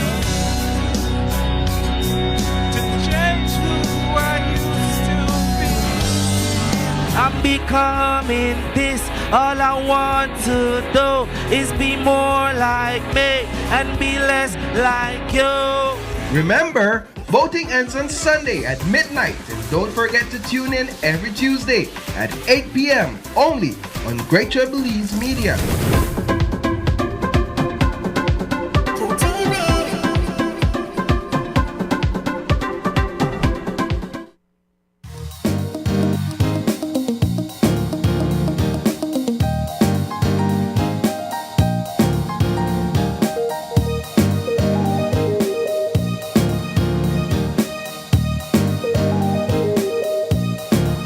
Welcome back to Open Your Eyes. Our next conversation, we're going back a little bit in time with Dell and the Sensations Band. And joining me is none other than Phil, also known as Philbert Smart, and he is a Belizean vocalist that was once a part was the keyboard of. player, He was the Dell. you were the keyboard player. Dell was the lead vocalist singer. and That's the lead correct. singer. But you were the keyboard player with Dell and the Sensations, and this was a band that was straight out of Gales Point, Malante Village from 1967. Good morning, Mr. Phil. Thank you so much for joining me. I'm really pleased to be here. I'm really pleased to have you here. I have to say that when it comes to the foundations of our Belizean music, we are always, well, I'm personally always inspired and amazed at how many persons have been pioneering Belizean music for so long. And you would know, and I think for our viewers, they should know that Dell and the Sensations is a Belizean band from Gales Point that had its taste in Brockdown music, basically putting Brockdown on the international stage. You guys definitely flourished in Los Angeles and other parts of the United States. But talk to us a little bit about Dell and the Sensations and how you guys got started. Okay, the group started with my brother Dell, who passed away about 3 or 4 years ago. He started the group, and Keith, the drummer, joined him in Los Angeles. Okay. When I came to Los Angeles, I joined the group, and I took over the management. Okay. And after I did that, the group excelled by the cohesiveness and the familial makeup of the band. Caused us to work together. Eventually, we became the most wanted Caribbean band in Los Angeles. Yeah. And now Los Angeles has one of the largest Belizean diaspora populations. That's correct. And I really wanted to ask you in terms of how you guys made your music. Are there any songs that we would know or my generation would know? Well, when we first came to Belize in 1979, we know that Belize was on the threshold of independence. One of the first songs that we actually wrote was one called Belize United. That said, and we used some of the lyrics from the Prime Minister's speech. This 10 September, we got to remember that Belize was on the threshold of independence. You know? Yes, sir. And the one that says, and you hear a lot of the bands still use some of the phrase, que viva Belize, que viva Belize. That was Dell and the Sensation started it. But if we back up a little bit, a lot of the older folks would know Dell and the Sensations by the song that we made famous called Tears on My Pillow. You know, when we talk about this song, and everybody probably know it, but they don't know it's Dell and the Sensation. It says, baby, every night I wake up crying, tears in my pillow, pain in my heart, you in my mind. You know, the older folks would, some younger folks do know about it, but So you're here to promote almost like a memoir of Dell and the Sensations. This is a story about your band. Yes. And this book is called The Pride of Belize. The Pride of Belize. And what can we find in here? So I've been looking at it. There's a little bit of biography about where you all got started and so forth. But tell us a little bit more about the book. Okay. The reason I wrote the book is that there are a number of young Belizeans that don't know about Dell and the Sensations. When they come to my office in Los Angeles, they see all the pictures, and I said, ask them, you know that band? They said, no. Have you ever heard of the band? No. But they hear our music, because we have new music that all the younger kids are dancing to. Like Daddy Daddy, something bite me. I'd rather be an old man sweetheart than a young boy fool. All of those songs. But they didn't know that it was us. Because the DJs, they don't announce who, they play the music, but they don't announce and say who. Who's singing? Who is singing. Yes. So you all have been internationally known. You all have been Belizean known. So this is just a way for, I guess, for future generations to know and understand the impact that you guys made. Well, that is what we're saying. We are encouraging the young musicians to strive to be successful. The only way that can happen is if it takes a lot of hard work, dedication, and perseverance in order to excel in anything. So we want to be a mentor or a beacon for young Belizean musicians, not only Belizean musicians, for all Belize. We not only want people to know about Belizeans to know about Dell and the music that we do, but we want to make the world know, to help to make the world know about Belize. I have a final question when it comes to a little bit of what is in the book. The soup controversy. What up with the Kong Soup controversy? I saw you also have a record called Kong Soup. Oh yeah, Dell and the Sensations is the first band that ever recorded Punta Rock music in the studio. When we first came here, they had Punta Rock on cassettes. But we are the first one that recorded Punta Rock music. Now Kong Soup was a sign-off thing for Songs Incorporated. Just a little chorus. But what I did, we added lyrics, English lyrics to Kong Soup. We added musical instrumentation, and we recorded Kong Soup. But when we recorded Kong Soup, I copyrighted Kong Soup. When I copyrighted Kong Soup, I said Chico Ramos, because he was the leader of Songs Incorporated, put his name on there, and I put my name in there, Phil Smart, because I was the leader of Dell and the Sensations. Yeah. So it was copyrighted. We used to travel all over the US and play. We opened Banda Blanca from Honduras. They opened a show for us in Tucson, Arizona. But when they heard us playing Kong Soup, they jumped on the stage with their maracas and all of those things and played along with us. But 3 months later, they recorded Kong Soup. They used put Spanish lyric, but they also used the lines that Dell and the Sensation created and things like that. And they said the song were their song. Okay, so only to find out that the song was copyrighted. It wasn't their song. So Kong Soup was nominated for a Latin Grammy. Wow. And who you think the Sopa de Caracol that Banda Blanca did? Who you think the Grammy Award people wrote and say your song has been nominated for a Latin Grammy? Me. Dell and the Sensations. Yeah, Phil Smart. Phil Smart. But some people were saying that Dell and the Sensations stole Kong Soup. We didn't steal Kong Soup.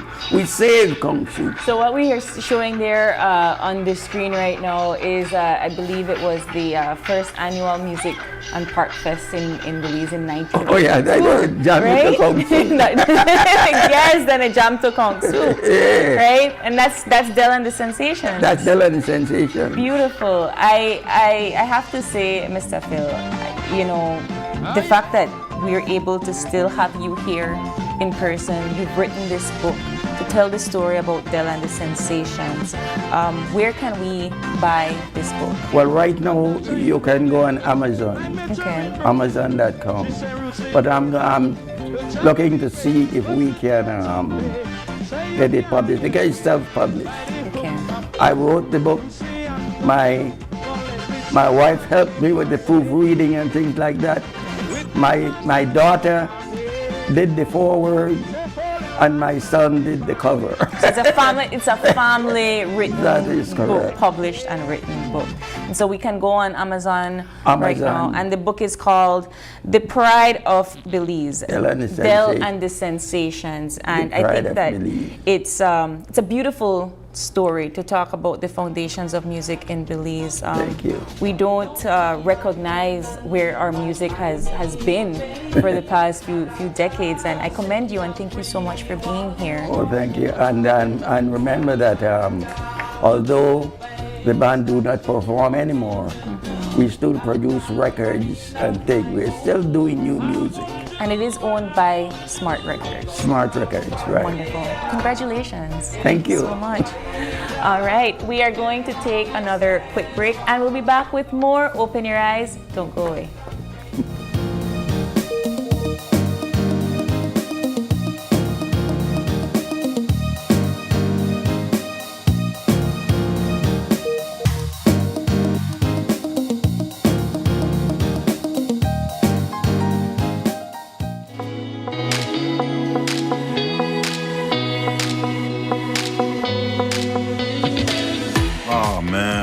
scroll and my data is done.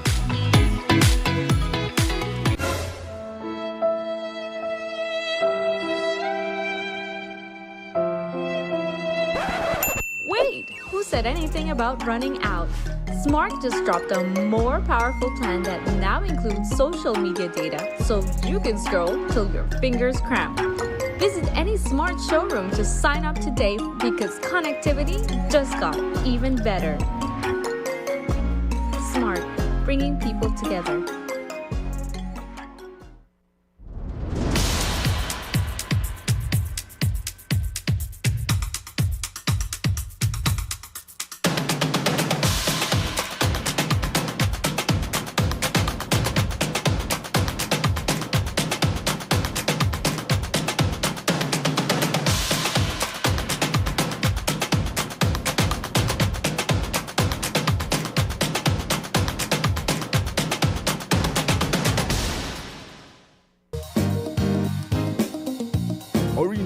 Open Your Eyes Country Tour is heading your way. On Monday, July 28th, join us live from El Gran Mestizo Resort in Orange Walk Town as we bring you energy, culture, and the community spirit of Sugar City.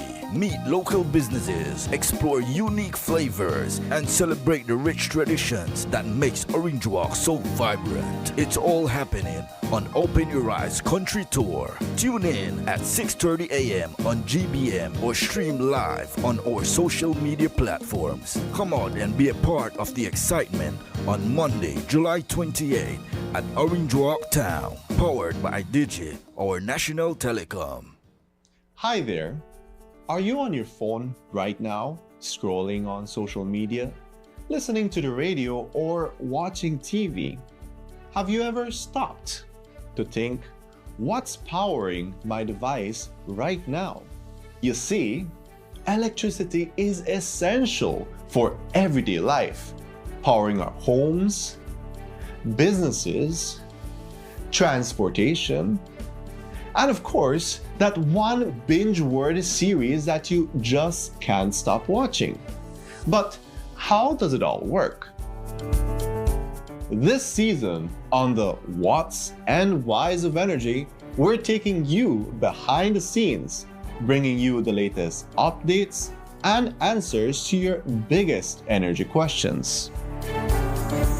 My name is Emmanuel Petch, and I invite you to join us as we go live on Facebook and get ready to see energy in a whole new light. Like, share, and follow us to be part of the conversation. Belize Electricity Limited, providing you safe and reliable power when you need it. Is your classroom in need of a transformation?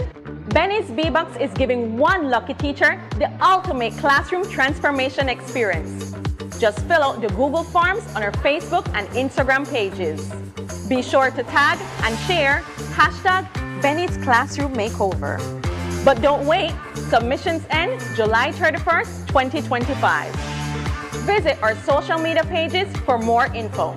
Don't miss your chance to get back to school ready with Benny's and B-Box.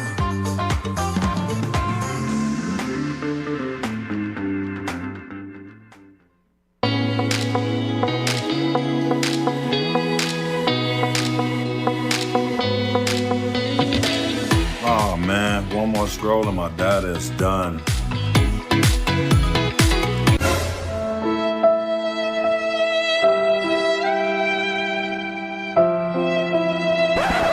Wait, who said anything about running out? Smart just dropped a more powerful plan that now includes social media data, so you can scroll till your fingers cramp. Visit any Smart showroom to sign up today because connectivity just got even better. Smart, bringing people together. Orange Walk Open Your Eyes Country Tour is heading your way. On Monday, July 28th, join us live from El Gran Mestizo Resort in Orange Walk Town as we bring you energy, culture, and the community spirit of Sugar City. Meet local businesses, explore unique flavors, and celebrate the rich traditions that makes Orange Walk so vibrant. It's all happening on Open Your Eyes Country Tour. Tune in at 6:30 a.m. on GBM or stream live on our social media platforms. Come on and be a part of the excitement on Monday, July 28th at Orange Walk Town, powered by Digi, our national telecom.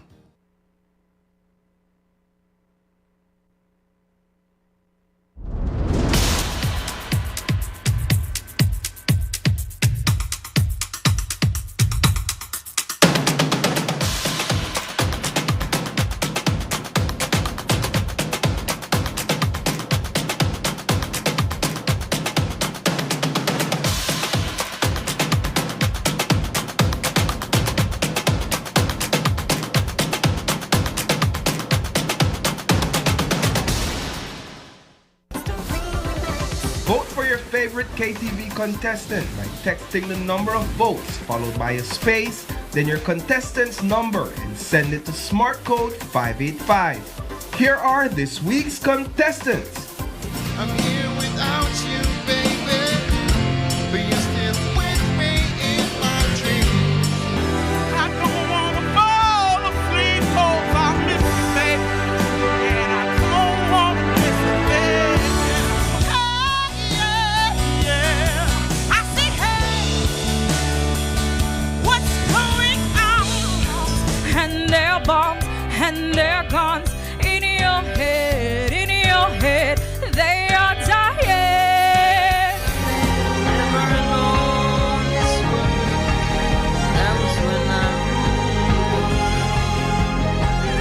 Just because it burns doesn't mean you're gonna die. You gotta get up and try and try and try.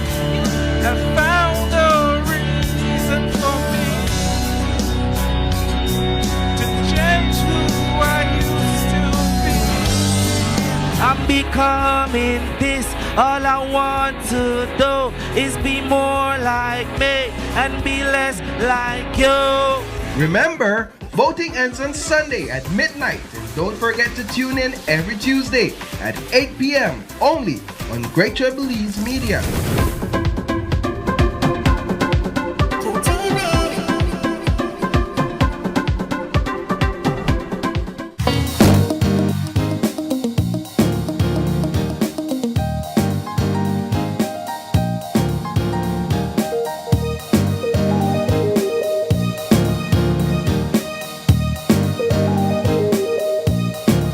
Welcome back. We have some fun to partake in this next portion of the show.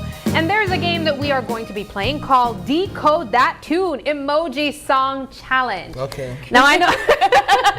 Paul!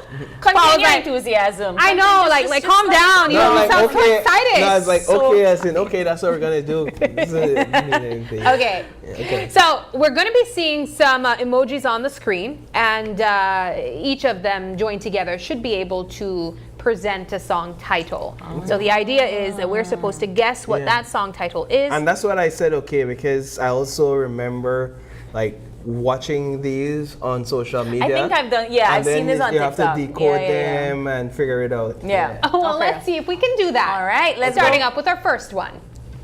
Roses clap for you. That's eyes. For eyes, clap for eyes, time for you. I could have bought you flowers. No. Sorry. And bed of roses? No, there's no bed roses there. Roses on the clock for I. Rose time for I. Rose. Or flowers. Rose, red. Oh my God, this is hard. Red wine. No. Next. No. 1 more second. Wait. Rose, clock. Are they kind of trying to give you a hint? Time, in your rose earpiece? time. Rose time. It's from a producer. Rose time. Are they giving you hints? Rose time, flowers time. Four, square for four, you, for eyes. Rose time for Rose clock. Rose No, that was clock. gonna be hard. Can we move on? Okay. What's Okay, it? What's what the is answer? this? What is it? Because we give You up. should have given us some clues at least, man. These are the clues, babe. Yeah, but then sometimes you get All right, we give additional up. What are the Okay. name? What is this? Ready for it? No way. Ready I don't- for it? Yeah, Ready for It. That's What's the name that? of the song. I don't know. Next one. Okay. Okay. If you like it, That you is should've put Beyonce. it. That is Ah. Beyonce. Single ladies? Some are single ladies. I'm a single lady. Is it? Yeah. Correct? Yes. I know me a Beyonce song, girl. What? Next. Umbrella, Rihanna. Rihanna. Yes, Umbrella. Umbrella. That's correct? Yes. Yeah. Good one, Paul. Oh, that's a hint there. Ooh, okay. Disco. This song like a Bruno Mars song. Lady in Red. No, this is What is it? disco, dancing, dance floor, baby. I know it. I think I know the song. Disco. Staying alive. Staying alive. How were we supposed to get I it said from a that, disco. though? I just Because felt the they're vibe. alive and staying All on right. the screen. Next.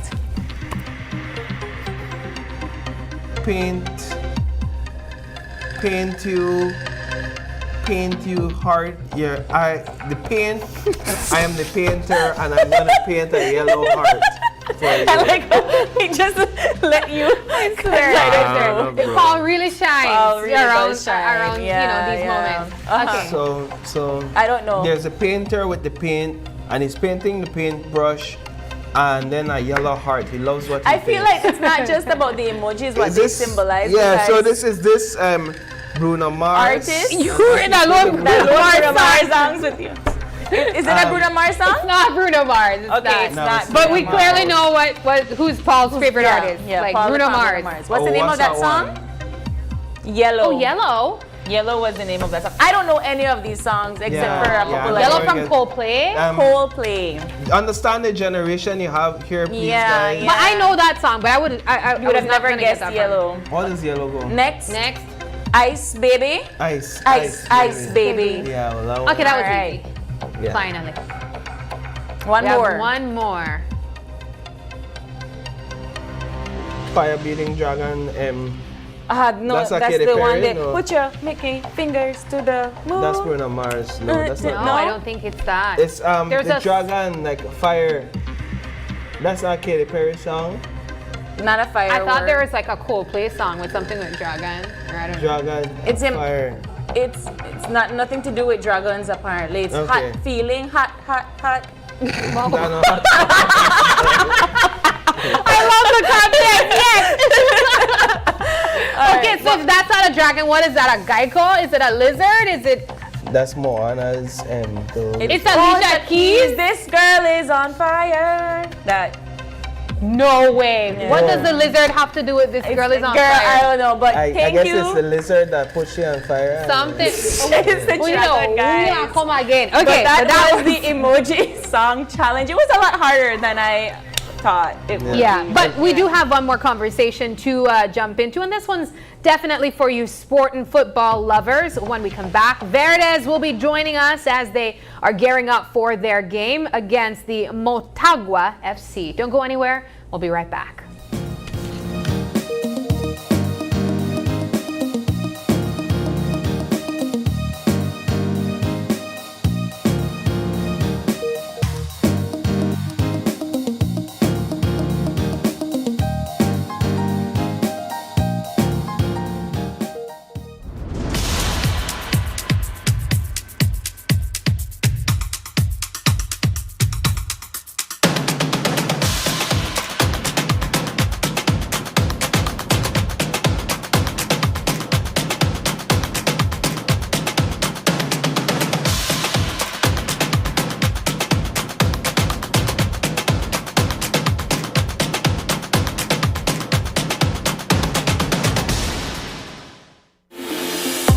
We at Fulltech Systems understand that technology isn't just a tool, it's a game changer. At home, smart devices and AI are revolutionizing daily life. In education, Tech is making learning more interactive and accessible for students and educators alike. For businesses and government, it's driving innovation, streamlining operations, and unlocking growth, leveraging tech for better services, infrastructure, and security.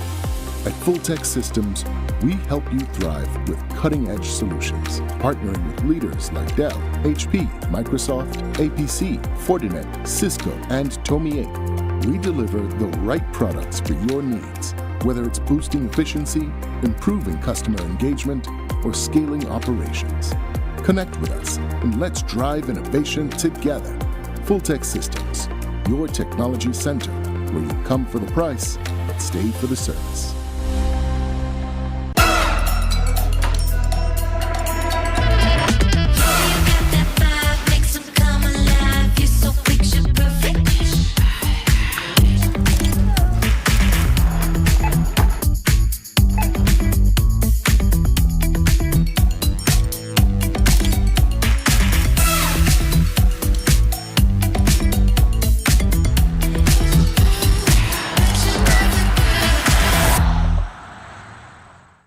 As an athlete, orthopedic health is very important.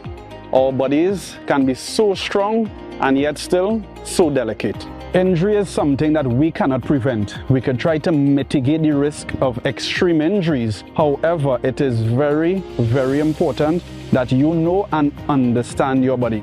As we get older, our bones are getting softer. It's hard to treat degeneration which already happened. The first treatment is lifestyle modification and the support of physiotherapists. I am Dr. Sergey Adonin, an orthopedic surgeon, and we are watching Caribbean Medical TV. Be viewing Caribbean Medical TV on this station. This is the new era of the Mexican Caribbean. A whole spectrum of colors and hues, multi-dimensional cuisine, holographic beaches. The true new era is within you.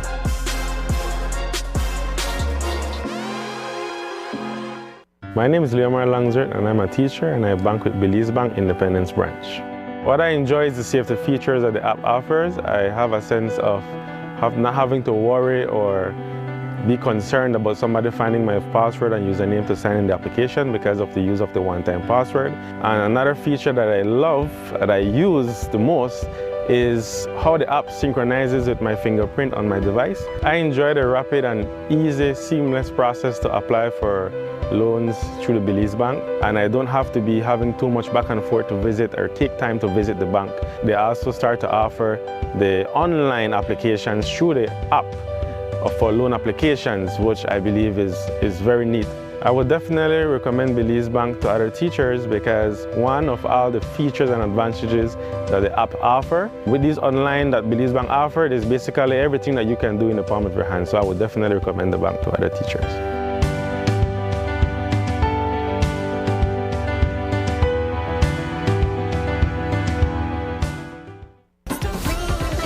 Vote for your favorite KTV contestant by texting the number of votes followed by a space, then your contestant's number and send it to smart code 585. Here are this week's contestants. I'm here without you, baby, but you're still with me in my dreams. I don't wanna fall asleep 'cause I miss you, baby, and I don't wanna miss you, baby. Oh, yeah, yeah. I say, hey, what's going on? And there are bombs and there are guns in your head, they are dying. Never alone this way. That was when I Just because it burns doesn't mean you're gonna die.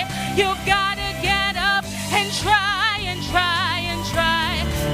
I found a reason for me to change who I used to be. I'm becoming this. All I want to do is be more like me and be less like you. Remember, voting ends on Sunday at midnight, and don't forget to tune in every Tuesday at 8 p.m. only on Greater Belize Media.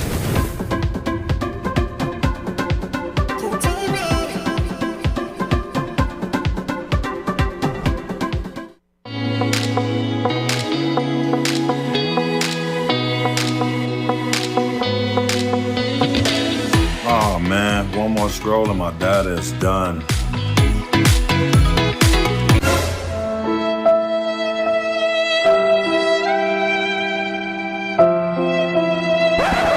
Wait, who said anything about running out? Smart just dropped a more powerful plan that now includes social media data so you can scroll till your fingers cramp. Visit any Smart showroom to sign up today because connectivity just got even better. Smart, bringing people together.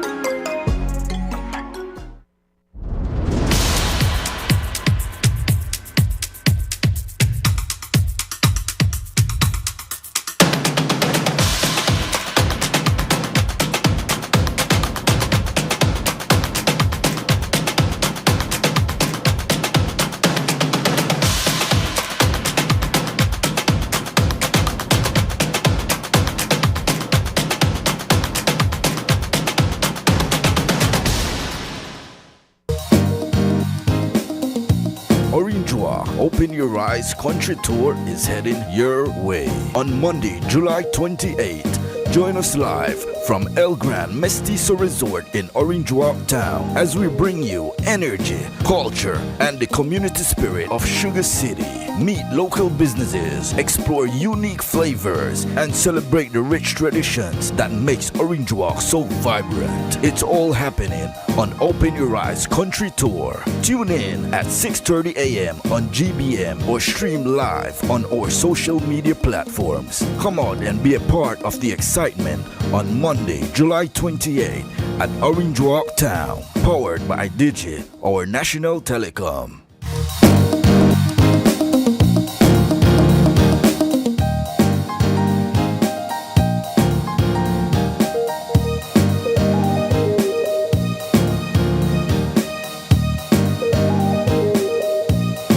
Welcome back. Thank you for staying tuned. This is our final conversation for this morning, and it's all about Verdes FC and their upcoming game. And we have joining us on set to talk all about it, Joel Burgos, one of the players on this side. We have Mr. Woodrow West, no stranger to football and athletics in Belize. We have He's the captain.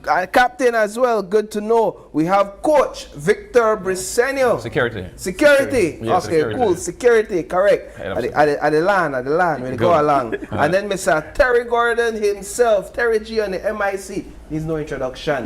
Good morning, fellas. Good morning, guys. Yeah, good morning. Thanks for accommodating us because I see a pleasure. I know we're going above and beyond for us. We appreciate Yeah, that. so make we dance. Good. Make we talk about this big game where they come up. No problem. Who the Motagua. Motagua, who they? Motagua FC. They're from Tegucigalpa. They're the champs of Honduras. Okay. The tournament that we're in is the CONCACAF Central American Cup. Correct. It used to be called the Cup Winners' Cup and the Champion of Champions Cup, all kind of different names. It has evolved over the years. Once upon a time, it was a home and a game series with somebody from another country, and then you're out if you lose, right? Yeah. They've set it out where it's much more competitive. Over the years, this team, Verdes, since the new acquisition, since the new management took over back in 2012, they have won 7 titles and 5 sub-champs, all right? That over the years, since 2012, the new management, okay? Actually, this team has been in existence since 1976. Wow. So I'm talking about the new management that took over since 2012. That is what they can brag about, they can boast about, right? The longevity. Yes. So now this is their 6th attempt. This is their 6th appearance, that's right, Paul, in this particular tournament, which has evolved. For the past 3 years, it has now been where it's not just one home and away series on your out or in, all right? It now reached the point where we have 20 clubs representing Central America. Unfortunately, only one from Belize. Most of the other countries are fielding 3 teams, right? Well, because of the size. Not only that, you know, as I am sure that after our appearance this year, the fact that we have done our best to make sure that we are well prepared, I am sure that there will be other clubs that will be invited, like our sub-champions and so on. Before, this may bring Mr. West into the conversation. Rudre, how did you all get to this point to be selected? only beat everybody that believes, basically? Yeah, right. The cream of the crop. Yeah, it's just you have to be champion in the year. You have 2 seasons per year, so either you win champion the first season and develop points in the second, or you win both championships. The opening and closing season. Correct. And so for you all, what did you all do? How did it work for you? Well, this tournament was hard for us because you had Port who was competing as well, and they did a very good job in doing such things, and they had the driver's seat, and we just decided to take it back. So you all won the opening or closing? The closing. You won the closing with and points. With points in from the opening season? Yeah, because Port won the opening. Yeah, and we had points more than them, but they won, and so that made it more competitive. But you all are no strangers to this level, as Mr. Terry said. That's right. 6 times, 6 appearances, in this right? tournament. So talk a bit about your experience so far at this level. What is it like? Well, with Verdes, I came back in 2020 from outside. I was playing in Honduras, and this is my 3rd time with them in the CONCACAF League. Yeah. So I've seen so many new stuff, especially this season. We already made history the last tournament. We went to the 2nd round. Wow. And so that gave us a better experience, and now with what we have planned for this one, I believe we're going more farther this time around. Well, I do want to bring Joel in the conversation because he is known to play outside of the country. He's not Belizean by blood, but he's definitely playing for Team Belize. Speak about your involvement with other teams that you've played with regionally and what you hope to bring to the team here. Yeah. So basically, I'm coming back to Verdes. It's my 2nd stint. I participated with them in the 2023 when we went to CONCACAF and had a good showing. Right now, I'm coming back from playing abroad in Italy, so that was a great experience. I feel like it helped me develop as a player, and then the fact that they qualified again, and I want to help this team to progress and make more history, and I feel like we have the squad to do that and just put Belize on the map. How big is the difference playing in Italy versus playing in Belize? Yeah, I feel like it's over there, it's more like tactical, very defensive style of play, where here it's more physically, because the players here are super fast and well developed. So I feel like that is one thing that I definitely noticed as a big difference. Joel Burgos is actually a Puerto Rican American, and he's also a member of the Puerto Rican national team. Wow. Okay. Yeah. So you're familiar with football at that level as well. Yeah, so I've played in CONCACAF Nations League, Gold Cup prelims, so this level I'm familiar with, so that's why I hope to bring as much as possible to the team. Well, we're excited to see definitely what will be taking place. I know when we play against regional teams, one of the big questions that people always have, especially because of the showing out, is security. Are we going to be safe when we come out and support our team? We have Mr. Victor here to talk about that. Right.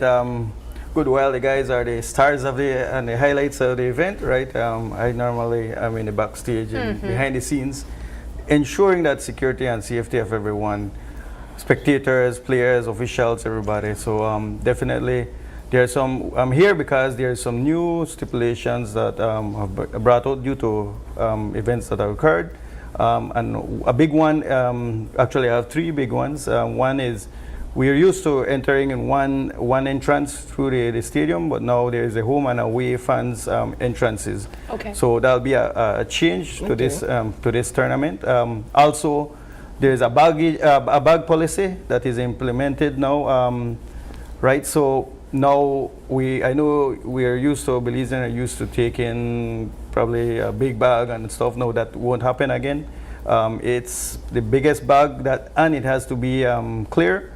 A clear bag, the biggest is 12 by 12 by 6, so that's like make sure your bag before you go in. Right, so or it will be returned or taken away. So that's transparent bags. So if you have dark bags, right, it will be small purse, like the clasp type. So right, so like these are 2. Type. Right. Yeah. Right. Yeah. Exactly. So, Are you prepared for the pushback though? Because people might say, well, I never know, and the lines might be long with people, having to measure their bags and check everything. Right. But then also, it's these will be on this like the sidelines because they have other people who won't have bags and they will be coming in freely. Perfect. So that's not to delay the entrance within the stadium. Okay. But then also, we have to ensure security because the last thing we want is something happen. Somebody have have something concealed in those bags and cause an entire problem, right? So entrances, bags. Okay, then there is alcohol and drinking policy. It is stipulated that at 75th minute, no alcohol will be seized, no sale of alcohol or consumption. However, that's under the discretion of the match commissioner that is sent from CONCACAF, and then he will decide if everybody is behaving well, then they will proceed with further than that. So what time is it at the 5th minute? 75th. At the 75th minute, they stop sell alcohol. Alcohol, right. Everybody don't drunk by then. Right. That's 15 minutes before the end of the game. Right, but still, behavior is a big one, right? Yeah, Conduct, the code of correct. conduct will be very strict. Correct. Another one, I know we're in the rainy season, and Belizeans love their umbrellas, right? But for this one, no umbrellas, and it's being added on that you have to take ponchos. Why? Because you're obscuring the view of others, right? And you have to understand that yes, you're in a game and you want to enjoy a game.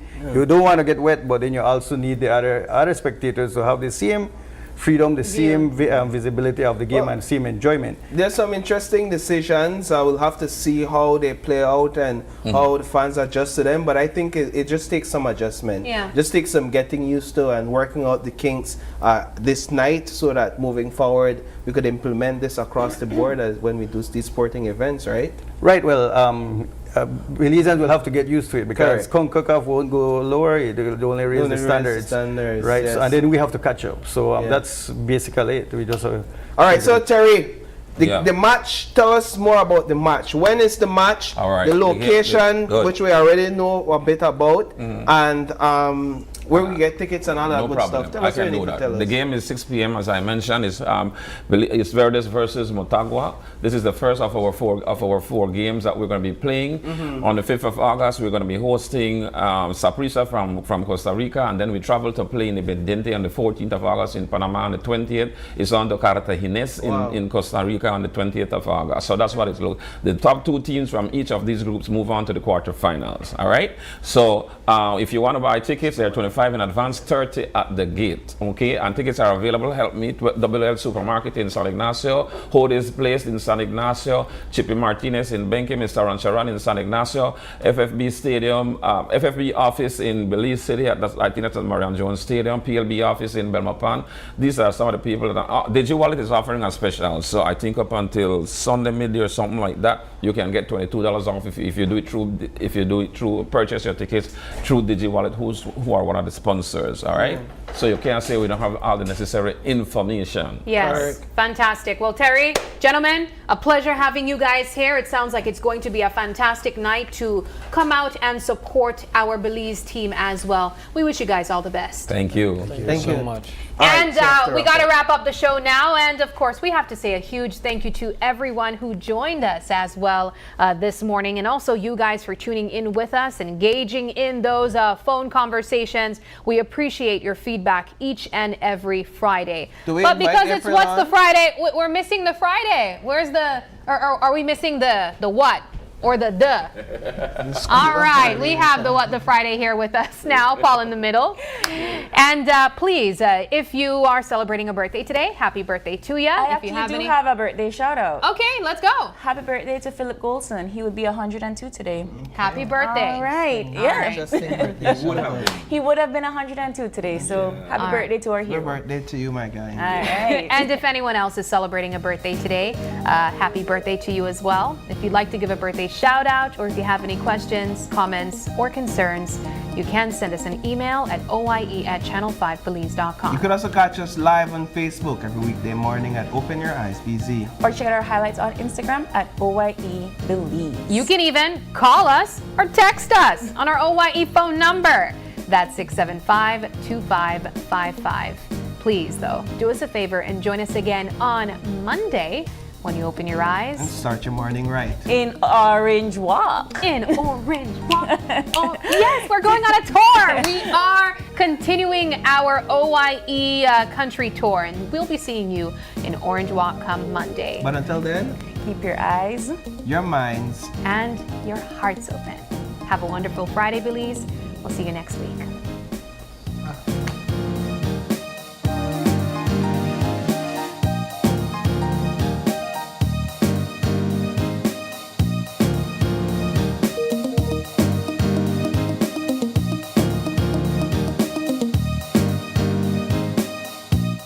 Your Eyes was brought to you by the Belize Bank, our country, your bank, and Smart, bringing people together.